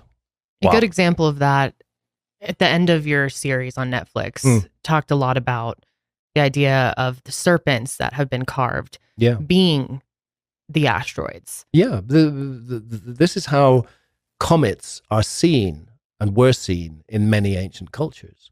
They were seen as cosmic serpents. It looks like a serpent. It does. You know, flying through the heavens, especially as it breaks up into multiple parts, and suddenly you have a whole swarm of serpents coming out of the sky. They were seen and symbolized as serpents. And so those references to serpents, I'm very sure in many of the ancient myths and many of the ancient monuments around the world are speaking of observations of the heavens and a time when the earth was bombarded by multiple comet fragments across a huge swathe of the earth's surface. How else do they make sense of it? Yeah. They're not able to apply that imagery to it, and also to communicate that to the people that follow. Yeah. Do you worry if a cataclysm happens now that a lot of what we have discovered and built as a civilization will be lost because we keep everything digitally? Yeah, I think there's a grave risk of that. As a matter of fact, I was written to recently by somebody who saw my series and read my work, and he believes it's time to create a new library of Alexandria, but not a physical library or a digital library, something that will, exactly how it's to be done remains to be seen. But we should be thinking about that. We should be thinking of preserving such useful knowledge as we have accumulated and encoding it or placing it in such a way that it can never be destroyed by anything that happens. Were a cataclysm to occur, and perhaps we'll finish on this note, were we to confront another global cataclysm like the Younger Dryas, or a horrendous nuclear war started by our deeply deceitful, vicious, cruel, dishonest leaders, if such a cataclysm were to occur, and there were survivors in the so-called advanced technological societies, the best hope for those survivors would to take refuge amongst hunter-gatherers, to make their way to the Amazon. It's the hunter-gatherers to make their way to the Namibian deserts. It's the hunter-gatherers of this world who are the real masters of survival, whereas we in the industrial technological societies haven't got a clue. Most of us, haven't got a clue. I don't know how to survive. I certainly don't. And then there would be the psychic shock of the collapse of our civilization. We've come to rest so much hope in it, so much. It feels so solid, so durable, so certain. For that to all crumble, and it could crumble in a moment because we are psychically so fragile, actually. Yeah. And that security that we feel that our society gives us is an illusion. Both psychologically and physically, I think our civilization is very fragile and could easily fall apart, easily be wiped out and forgotten from the earth. Those who survived would be smart to take refuge amongst hunter-gatherers, learn from them, and perhaps pass on to them some of what they know. Mm-hmm. And this is how if I imagine and think ahead 10 or 12,000 years after that cataclysm, it would be the descendants of those hunter-gatherers who would be living in the world. And they would have passed down stories which their archaeologists would sneer at and ignore. Right. Yeah. About how there was once a great civilization on this planet which fell out of harmony with the universe and was destroyed. And the archaeologists of that time would say, nah, nonsense, that's just some primitive myth. But actually, that civilization was us. Yeah. Yeah. There you go. That's mind-blowing to think about. Time to do some survival training, get out there, get in the wilderness, learn how to hunt and gather. Yeah, and in all Seriously, matters, sit at the feet of hunter-gatherers and their shamans and learn from them. Mm-hmm. We need to take these people seriously and give them the respect they deserve. Absolutely. They are the origin of everything that's great about humanity. Yeah, and it's technology and AI and robots is not gonna cut it. It's not gonna save us from something like that. Could destroy us. And that's the other thing too. It could destroy us at the same time. But that's another conversation. That's another We'll day. just keep going all Next day. time, AI in the future. Wow, we just covered a lot of ground there, and I know you're tired. My mind is about to explode with just the amount of information I just downloaded. But Graham, thank you so much for coming out and coming on the show. It's been an honor to talk to you. It's been a total delight. I've really loved talking to you guys. You have a great studio here. Thank you. And you have a new fan. Oh, well, that means so much to us. We'll keep it going. I mean, we're going to continue following your work. We're looking forward to the debate. But check out Ancient Apocalypse on Netflix if you haven't already. Absolutely amazing. You can really put together the visuals, a lot of things we talked about in that series, which was visually stunning, very well done. And all things Graham Hancock at grahamhancock.com. Thank you, Graham. Please, anytime you want you're in Mile High City, come back. Well, as you know, I love Mile High City, so I'll be back. Awesome. Fantastic. And thanks again to Annabelle for setting this up for us. Yes, thank you, Annabelle. Super grateful. Yeah. That is going to be it for us today, guys. We will have everything linked below to find more on Graham Hancock and, be exposed to more of his work. I mean, wealth of knowledge. So, you can just reading spend endless for years. time. Yes, for real. But that is it for us today, guys. We'll be back next week. But until then, keep taking your mind a mile higher.